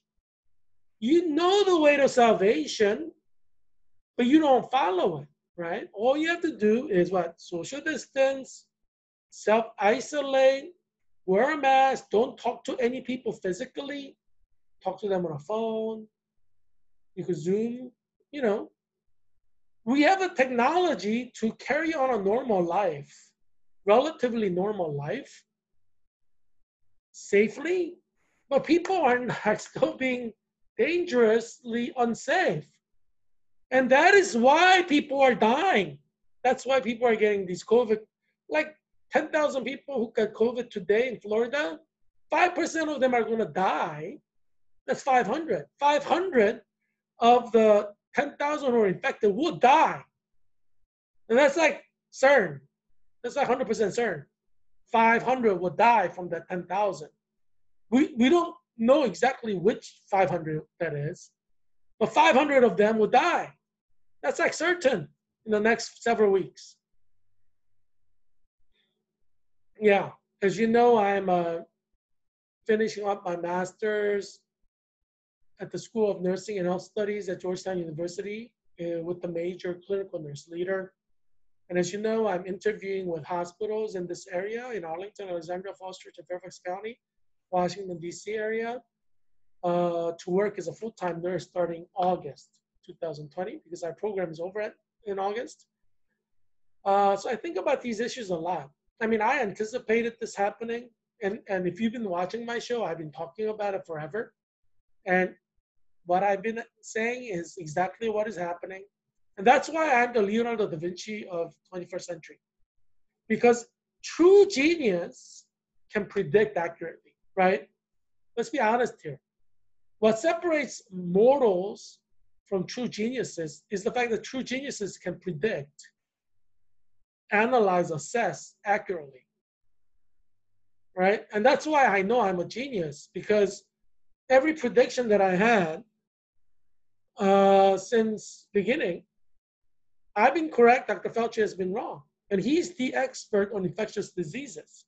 But as I've argued, he's limited because he only sees COVID-19 through his experience with other viruses.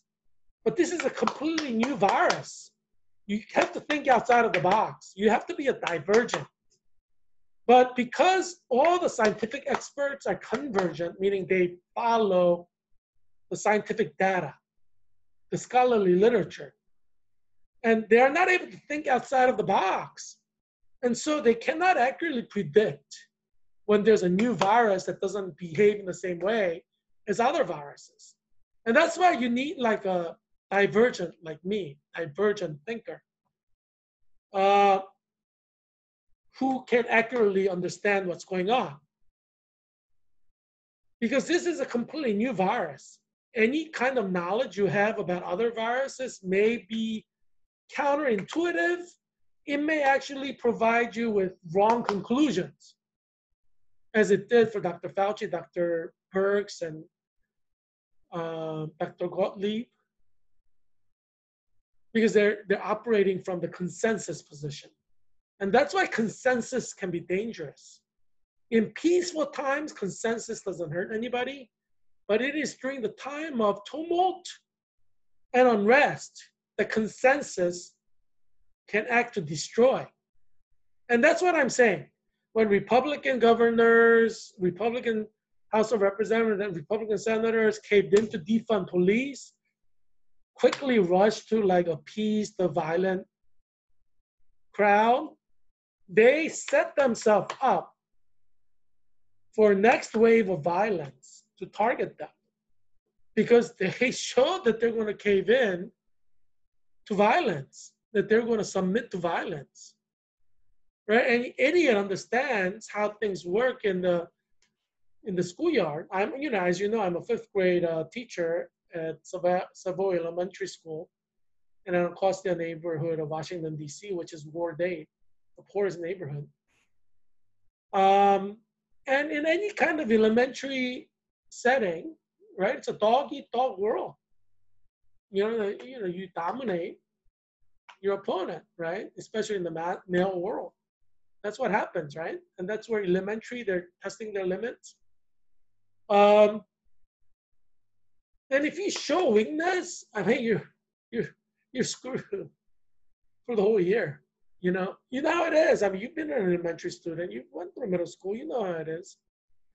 And when Republican senators and House of Representatives caved into those violent terrorist, domestic terrorist defund police, they they put a big target on them, like bully me, please. Here's a target. I am a wuss. I'm a nerd.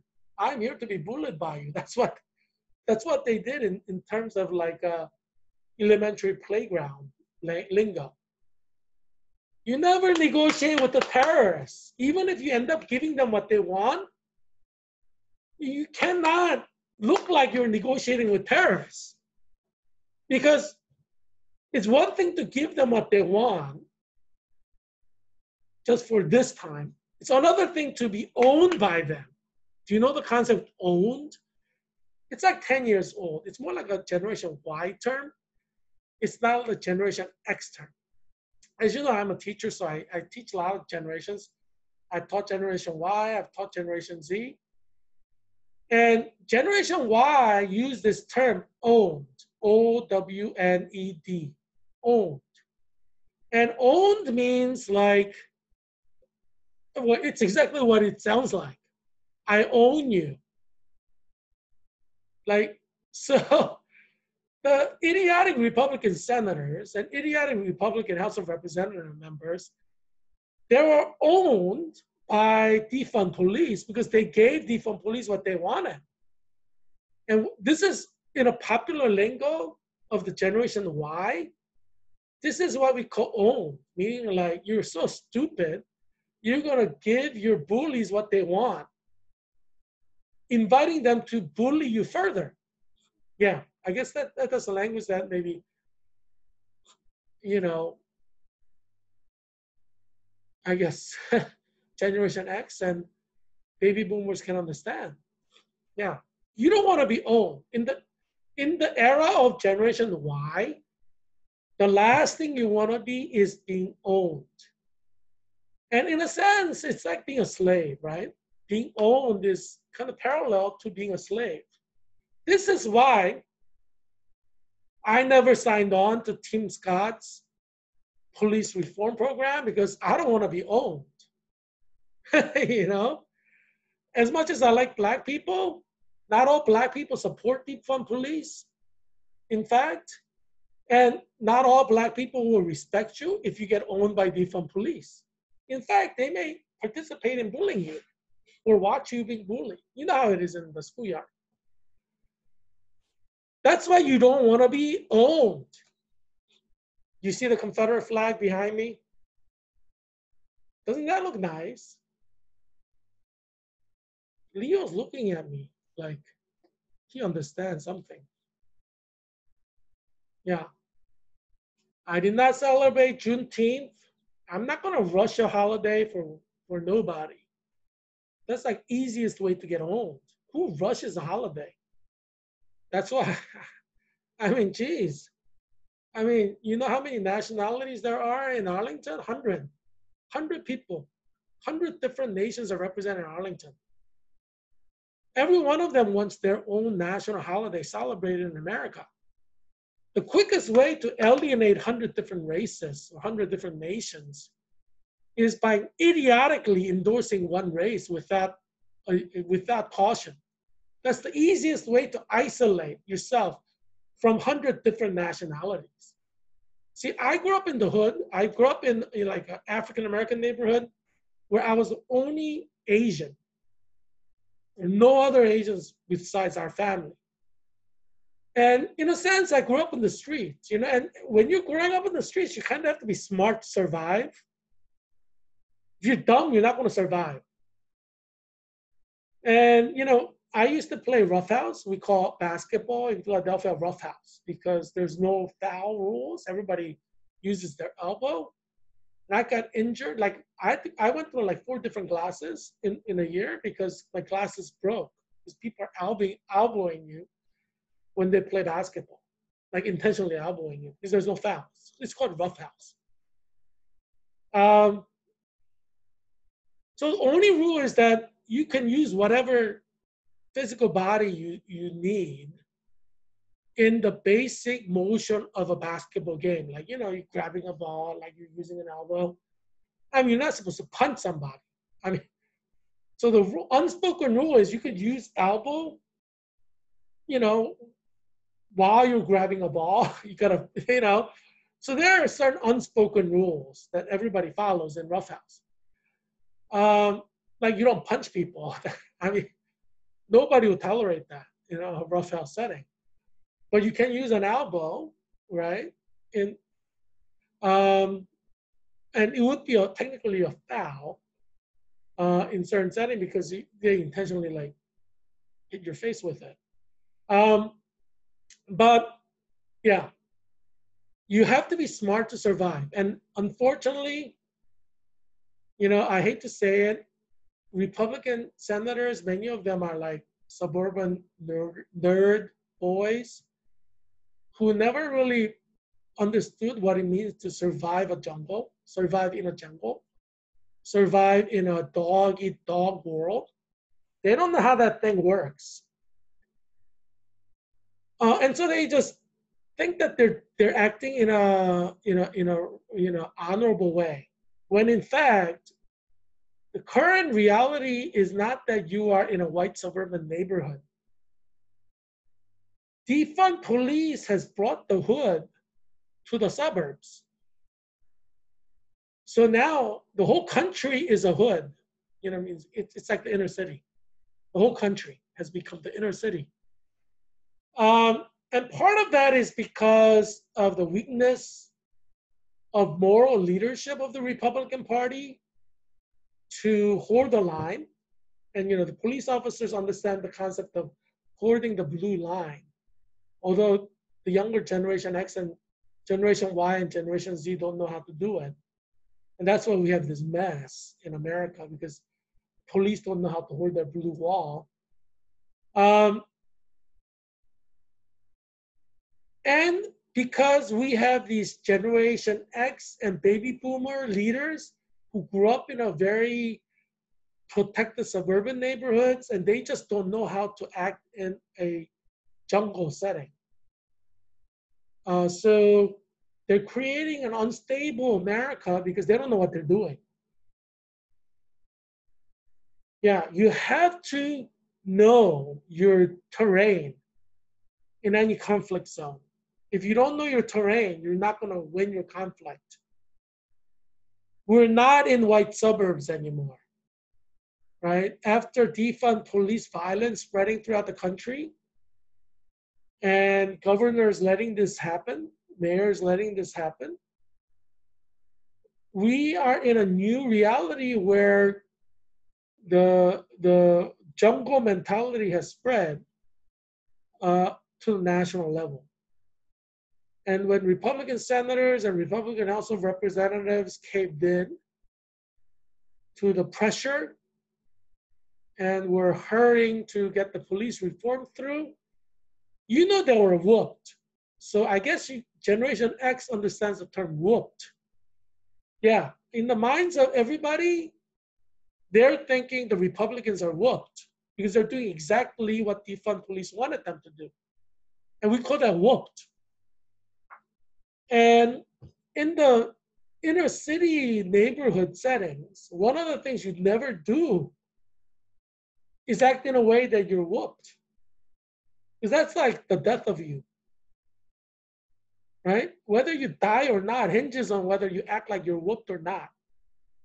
And I think that rule operated in old Irish neighborhoods, like in 1880s. When Irish immigrants came over from potato famines, they understood that there was this rule, unspoken rule in the society, where you don't act like you're whooped or you're owned. Owned is more like a Generation Y term. Whooped is like Generation X term.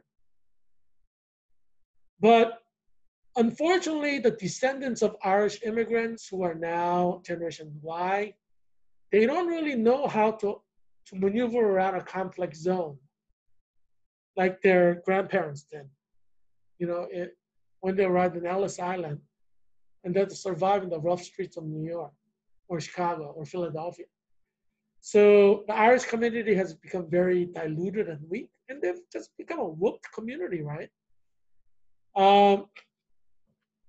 But it's not just the Irish Catholic community that's whooped. We see a lot of Republican senators who are whooped. It's embarrassing. I'm telling you, I'm thankful that I'm independent, because I'm embarrassed.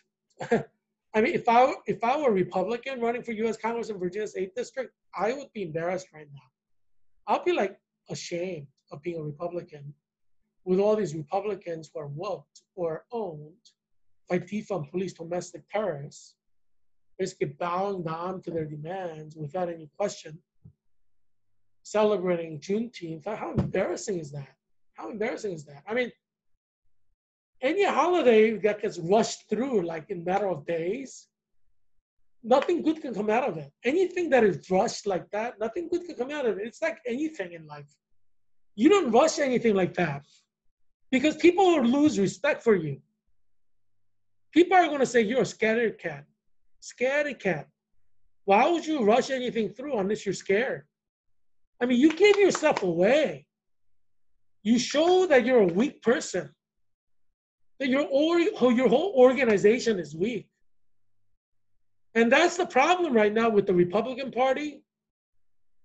People look at the Republican Party and they say, these are people who have no self-respect. They don't stand for anything. They just do what the terrorists want them to do.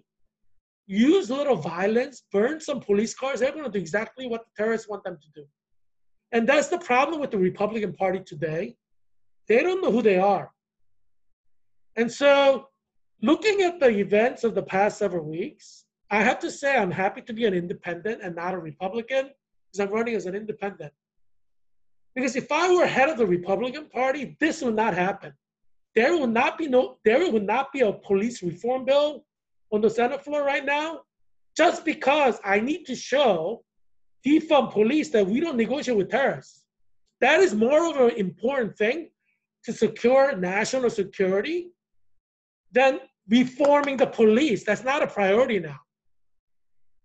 The most important priority of any nation is to secure the nation, especially during time of crisis like COVID-19, when 330 million American citizens are scared to death. If you cave into terrorists and do what they want you to do, then 330 million Americans lose confidence in you. You know what happens when your citizens lose confidence in the leaders? And that's what's happening now. The end result of what happened in the last 2 weeks is that American citizens have lost confidence in their government, in their leaders. And you know what the domino effect of that will be? You cannot even begin to understand because it has just happened. You have put causality into motion in American history, and you're going to see the effects in the next few months. And it's not going to be good. I'm a historian. I'm an expert historian. And I've studied cause and effect. And the worst thing that a government can do is to lose the credibility, lose the legitimacy to rule. And that's what happened with the Republicans rushing through Juneteenth, Republicans trying to rush through police reforms, caving into defund police terrorists. It's embarrassing. There's a process to everything. There are first things you gotta do. You must secure the nation against domestic terrorists. That's the first step. Before you do that, you have no reforms. Reforms are not possible before you secure the nation because we're not just talking about 10% of the population here. There are 100% of the population, 330 million Americans who are looking to you to see if you represent them. And when you try to rush through a police reform, what they see, 330 million Americans see, is a government that's scared to death, who's not in control, who's trying to meet the needs of 10%, not thinking about the 90%. That's what they see. And you made a fatal error in judgment. And that's the problem. Because you're blinded by this kind of political correctness culture, which you should not be. It not only weakens your position in your organization, the GOP, it weakens a nation, and more importantly, it divests your supporters away from you. And that's the tragedy of what you've done. In a sense, you've begun to cut your own throat. And this is the problem with the Republican Party right now. It has no direction. As I've said before, if you're everything to everybody, you're nothing to nobody. You cannot represent everybody. You have to decide what you stand for, and you have to decide who you are willing to offend to stand for what you stand for. People respect that. People do not respect people who are trying to be everybody, everything to everybody. Because when you're trying to be everything to everybody, you are nothing to nobody. And that's what the Republican Party has become. And that is the tragedy. What do you stand for? Tell me. Tell me what you stand for, Senator Rubio. Tell me what you stand for, Senator Cruz. Tell me what you stand for, Senator Lindsey Graham. We need to know what you stand for. You know what I stand for. I stand for America back to God. I stand for illegalizing homosexuality. I stand for illegalizing gay marriage. I stand for creating a more equitable society for Hispanic U.S. citizens, Black U.S. citizens in our cities without labels like racism, slavery. I stand for justice for everyone. But right now, the Republican Party doesn't know what it stands for. It stands for everybody, therefore it stands for nobody. Do you see the Confederate flag behind me? Do you know why I'm flying that? Because the New Testament says slavery is not sin. I stand with the New Testament. What do you stand with? See, I know what I believe. I'm a born-again Christian who follows the New Testament. What do you believe? What are you willing to stick your neck out for? And that's the problem with the Republican Party. You don't know what you stand for. If you don't stand for something, you're not willing to risk yourself for something, then you have no reason for existence. Why are you even a politician? What are you trying to do? You're trying to please everybody? You're like a people pleaser now? You have to know what you're trying to do. You don't know what you're trying to do. That's the problem. You need to bend your knee before the cross of Jesus Christ and find yourself through the Holy Bible, because you've lost yourself. You've lost yourself. You've lost your self-dignity. You have lost your self-respect. And it's very embarrassing for me to see. You need to regain your self-respect in Jesus Christ. You need to align yourself with the Holy Bible. You need to have a renewed purpose in life, not just be a people pleaser. And that's what's going to give you your self-respect back. It's not difficult.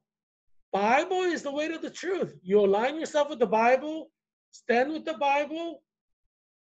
That's where joy comes from, true joy. Because Bible is truth. That's why. So I'm sure a lot of Republicans there, you're probably disillusioned now because you are trying to be everything to everybody. And now you're realizing you're nobody to nobody. Yeah. You need to come back to the Lord Jesus. You need to align yourself with the Holy Bible. That's the way you're going to find yourself. That's the way you're going to find true joy. Now, look at this. In California, almost 6,000 more cases in California. Sacramento bars voluntarily shutting down as virus surges. That's from Sacramento V. And Vincent Molaski is the reporter. And the biggest quote that's kind of significant there is, Um, the state's largest center of infection by far is Los Angeles County, where 93,000 people have been infected and 3,200 people have died.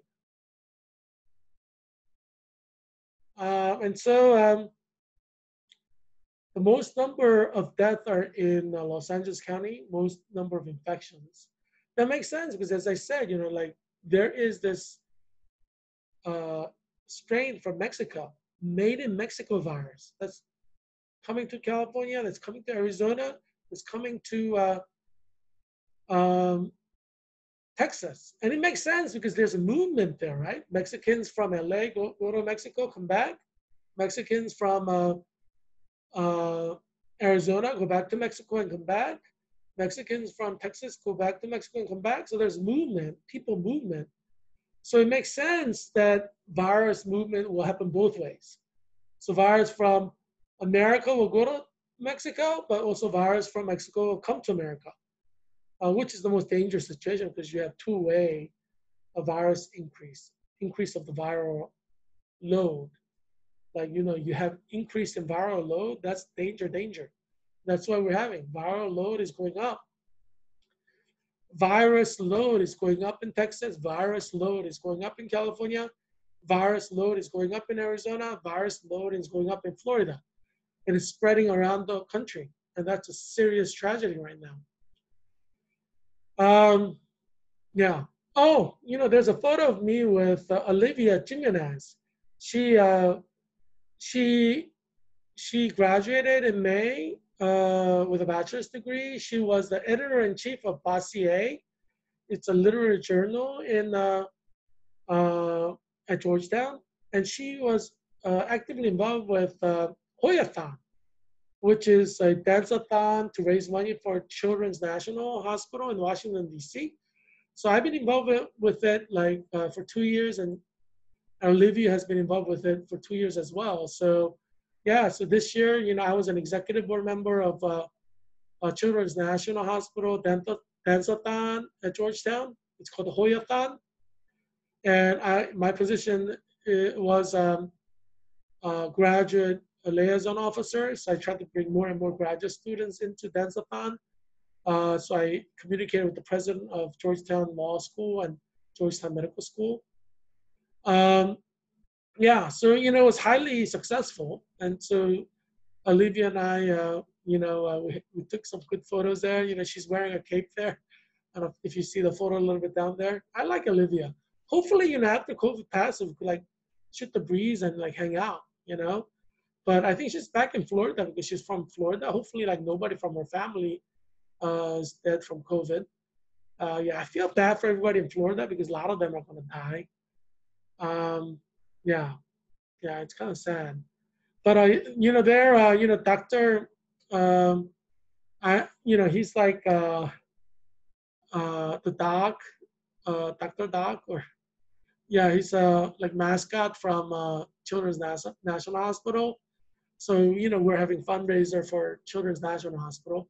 So the photograph is from there. That big stuffed animal. There's a person inside. One of the executive board members for Hoyathon. And I'm holding the trophies underneath that. There's a photo holding the trophies that we got from having successful Hoyathon. Raised like a lot of money for Children's National Hospital. Yeah. And so the third article is on Texas, and the headline is Texas reports 5,747 more COVID-19 cases amid surge. So that was in the Daily Sentinel, and it was reported by Associated Press. And the quote that's kind of significant there is, on Friday, Texas surpassed 5,000 hospitalizations for the first time with 5,102 hospitalizations. Health officials said Saturday that the number of people hospitalized was at 5,523. So you see how quickly it's going up? Friday, the hospitalization was 5,102. That's like people in hospitals because COVID-19 was so bad. On Saturday, the hospitalization went up to 5,523. Over 400 more patients, 400 more COVID-19 patients. So don't tell me the second peak is like a joke. I mean, when you have like 400 more people being hospitalized in a day, it's a serious thing because a lot of them will die. Out of the 5,523, you shouldn't be surprised if like 3,000, 4,000 die. I mean, there's no guarantee they're going to come out of this live. Yeah, so you understand how serious that is? But it is sad that Miami will not have their July 4th celebration because it's our Independence Day, it's our nation. And, it's sad because you should definitely have a fireworks, definitely. Uh, our country is entering into a panic mode because now we have a second peak that's going to end up with many people dying. So a lot of governments are now entering into a panic mode. So yeah, I mean, this is not a good time. I do have to say President Trump is probably still like kind of in control of himself, which is a good thing. I think Hillary Clinton would have broken down by now, completely messed up. But there are a lot of worries because things are happening that I think even scientists don't understand. So you can't really blame President Trump. The scientists don't even know what the heck is going on. And President Trump is not a scientist, so you can't blame him. He's doing pretty good, in terms of leadership through this COVID. He's kind of, he's doing some good things. But as I said, I think the biggest mistake during this COVID-19 is caving into a defund police terrorist. You should not have rammed that police reform through. That was a big mistake. Makes you look weak. You have to clean up the mess first before you have a party. Yeah. But anyway, yeah, I'll talk probably more about this some other time. Because I created this show, COVID-19 Update by Heerak, show to help you and your family survive. Obviously, your family is not going to survive if you keep having violence pervade through the country, police being emasculated, and then women raped in the street and people killed in the street and a next wave of violence. That's not good. So, this show is cura personalis. We want to treat the whole person, right? I'm using the royal we. But yeah, I want to treat the whole person. That's why I created this show, COVID-19 Update by Heerak. So obviously, I want to make sure that you're safe from COVID-19. And that's why I give you like good advice in that regard. Notice when Virginia opened up, I did not call my friends to like get together for a restaurant and stuff like that. No, because we're still in the first wave. You have to practice caution. Do you want to live the rest of your life, or you want to like just have fun now and die? You have to think in those terms. You can live until you're 100 if you're like, 40 years old, you have 60 years more to go. You can stay away from your friends for like a year to live until 100. You know what I'm saying? You have to be smart about this. This is a killer virus. It doesn't think. It's not rational. Its whole purpose is to infect and kill. So like we have lower cases now, so you're just gonna go and like start partying it up with your friends? That doesn't make sense. I mean, do you want to live to 100 or do you want to like have fun now and die? Possibly. So those are things that you have to think about, Yes, of course, I wanted to get together with my friends, but you have to practice self-control. Don't lose your self-control. What sets us apart from animals like tigers and lions? No offense, Leo. Leo seems like he's offended. No offense, Leo, but we're not like animals, like tigers and lions. We act rationally. That's what sets us apart. But in times of crisis and panic, sometimes people start acting more like tigers and lions. They act irrationally. And that's the problem. We have to act rationally.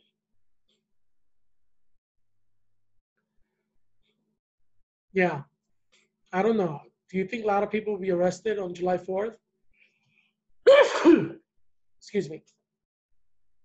Yeah. Yeah, I don't know how they're going to enforce that thing on July 4th. It is, it's always a bad idea to shut down on a holiday. You know what I mean? You have to balance things.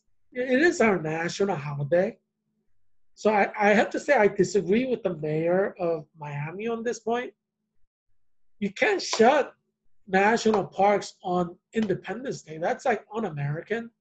I'm sorry, but you can shut America down and every other day, like for months and months, but you have to open up for Independence Day. It's like it's like our nation's birthday. I mean, I won't go outside, so you won't see me outside celebrating. But if people want to celebrate, they should wear a mask and social distance as much as they can. If they want to risk getting COVID, it's one day you gotta let people kind of celebrate because it's Independence Day. You know what I mean? I mean, geez, we're not animals. Like if your parents have a birthday, don't you send them like a birthday gift? We have to mark the day of our nation's birth, independence, especially. We can't like shut everything down. So I bet he's a Democrat. See, Democrats are like that. They're so unpatriotic. I mean, why don't you just shut Miami down from now until Independence Day and then open up on Independence Day and shut it down again for like a week? Well, you could do that, but they're not doing that, are they? The mayor of Miami is just shutting down Miami Beach just for Independence Day. And that's so anti-American. I just disagree with it. Maybe he's a closet communist or maybe he's closet Antifa. Maybe he's just against like Independence Day. I mean, who shuts down Independence Day? I mean, that just doesn't make sense. I mean, like, it's happening in Montgomery County, Maryland, too. Like, they're shutting the city down, Montgomery County, Maryland. And I'm like, what is that county? Is that controlled by a bunch of communists and Antifa type of people? Why are they shutting down the county on Independence Day? It doesn't make sense. You know what I'm saying? I mean, am I making sense to you or am I not making sense to you? You don't shut the country down on the country's birthday. I mean, that's the easiest way to piss off everybody. We're talking about 330 million Americans that want to celebrate. It's one day you just have to let them celebrate, even if there's risk to COVID infection. You know what I mean? I mean, it's the birthday of a nation. If you don't let them celebrate on the birthday of a nation as a people, then you're not a nation, for God's sake. I mean, you're letting them roam around and go to beaches now. So how come you're just shutting down on July 4th? Doesn't even make sense. It's such a commie thing to do. So it's such an anti-American thing to do. This is why I don't like the Democrats. They do things like this. Like if stopping COVID infections is so important to you, why don't you shut the beach down now and then just open up for July 4th on a special day? What, don't you think that makes sense? As I said, I'm not going to go there because, I think it's too risky with, infection to go there. But it's one day you have to let the people celebrate. There are certain things you have to do, even if it's risky. It's like that, right? There are certain risks you have to take as a nation at a certain time. It's like when you go to war, your soldiers are going to die, like Battle of Normandy. But you still send the soldiers anyway, knowing a lot of people are going to die because that's something you have to do. It's about honor. What separates us from human beings, from animals, is honor. Celebrating July 4th, that's a matter of national honor, right? And you can't take national honor away. by shutting the city down, And so I disagree 100% with Miami's mayor who's shutting down the city. He's probably a Democrat. Democrats are like this. Probably Montgomery County, the leaders are Democrats as well. Like, who doesn't celebrate July 4th? That's like, what, are you like a Russian communist spy? Are you a member of the Chinese Communist Red Army? I mean, geez, why don't you want to celebrate July 4th, Independence Day? It doesn't make sense. Does it make sense to you? Yeah. But Democrats are like that. That's why I really dislike Democrats. They have no respect for America's culture, traditions, America's past. These are the same people who want to tear down Confederate flags. They don't want you to celebrate Independence Day.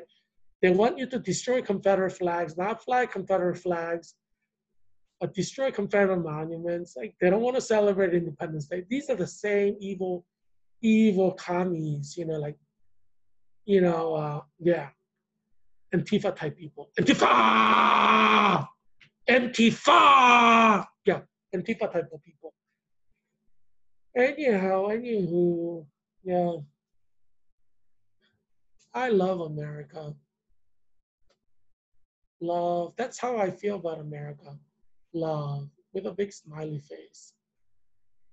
But anyhow, I'm trying to bring America back to God because America can only be safe and healthy in the arms of God's love. That cannot happen with homosexuality proliferating in America. That's why I make a campaign promise to you that if you vote me in as your congressman on November 3rd, 2020, the first thing I'll do is illegalize homosexuality. And second thing I do is work hard to legalize abortion. And third thing is equity for U.S. citizens who are Black, U.S. citizens who are Hispanic in inner cities to make them more successful, because that contributes to making our nation more strong. And I want to help the people I care about. As you know, I'm a fifth grade elementary school teacher at Savoy Elementary School. 100% of my students are African Americans. I care about them and their parents and the community. So I want them to be successful. So it's a personal thing for me that I want to see them succeed. And as I said, I grew up in the hood in Philadelphia. I grew up in an inner city, 100% African American neighborhood. So I care about that neighborhood as well. So I want to try to improve all the Black neighborhoods in America, inner city neighborhoods. And we need to do that, with Christ at the center. I want to work with Bible-believing African American churches that disagree with homosexuality and abortion, have community partnerships to work with them to build Christian value systems in the inner city, because morality is important in improving a civilization. So, and thankfully there are a lot of good African American evangelical Christians in every city that I can work with. So vote for me for U.S. Congress for Virginia's 8th District, Arlington, Alexandria, Falls Church, and Fairfax County on November 3rd, 2020. I will make America better. I will make America safer. And I will bring honor back to America's conservatism, like the Republican Party. Because, as I said, right now it's a little embarrassing. You need me in U.S. Congress. The Republican Party needs me. I'm independent. But all the conservatives need me in U.S. Congress to bring honor back to conservatism. It's getting a little embarrassing, how the so-called conservative senators and House of Representatives are acting is a little bit embarrassing. Yeah. But anyway, I will bring honor and strength back to America's conservatives in U.S. Congress and U.S. Senate. Yeah. So vote for me on November 3rd, 2020, because America needs to change direction, go back to God. That's the right thing to do. And you know that, right? It is the right thing to do, and you know that in your heart. So vote for me on November 3rd, 2020 for U.S. Congress. Heerak Christian Kim, independent candidate for U.S. Congress, Virginia's 8th District. I'm glad that you were able to tune in on this show and watch this show. As you see, I want to treat the whole person, Cura Personalis, which is a philosophy of Georgetown University's School of Nursing and Health Studies. And Georgetown University is a Catholic university which opposes homosexuality, gay marriage, and abortion. That's why I chose Georgetown University, because it's a Catholic university that follows the Bible. And, you know, if you have children who want to have good Catholic values, good Christian values, I would encourage you to send them to Georgetown University, where official position is anti-homosexuality, anti-gay marriage, and anti-abortion. Because that's the Vatican position. That's the official Catholic Church position. So obviously all the Catholic schools must follow that, including Marymount University in Arlington. So yeah. So treating the whole person. I want you to survive COVID-19, and ideally, you will have eternal life in heaven too. So if you didn't accept Jesus Christ as your personal Lord and Savior, I would encourage you to accept Jesus Christ as your personal Lord and Savior. Just read through Matthew, Mark, Luke, and John by yourself. The Bible is self-explanatory, and Holy Spirit works through the Word of God. So all you have to do is read through the Bible by yourself. Holy Spirit will convict your heart. And if you're predestined and lucky enough or blessed enough for God to give you grace of faith, then God will give you the grace, gift of faith, and you'll be saved. Well, so read the Bible and see. Maybe God doesn't want to give you the gift of faith. That's His freedom. But you will know. If you read through the Bible and God gives you the gift of faith, then you will believe Jesus with your heart. Then you're one of the fortunate ones who's predestined. That's how you know whether you're predestined or not. But anywho, it's good to see you again. You like my family, right? You see me every day. We talk, or actually I share, but it's something that you've been thinking about. So in a sense, I give expression to your thoughts. And that's what you like about this show. I say what you're thinking. In a sense, I'm the voice of America. And that's why you like this show, because you can understand, you can identify, and I say what you feel. So I look forward to seeing you tomorrow as well. This is a daily show. Let your friends know about this show so they can survive COVID-19 as well. And I look forward to seeing you tomorrow. So be well, and hope that your family will be well too. See you tomorrow. Bye.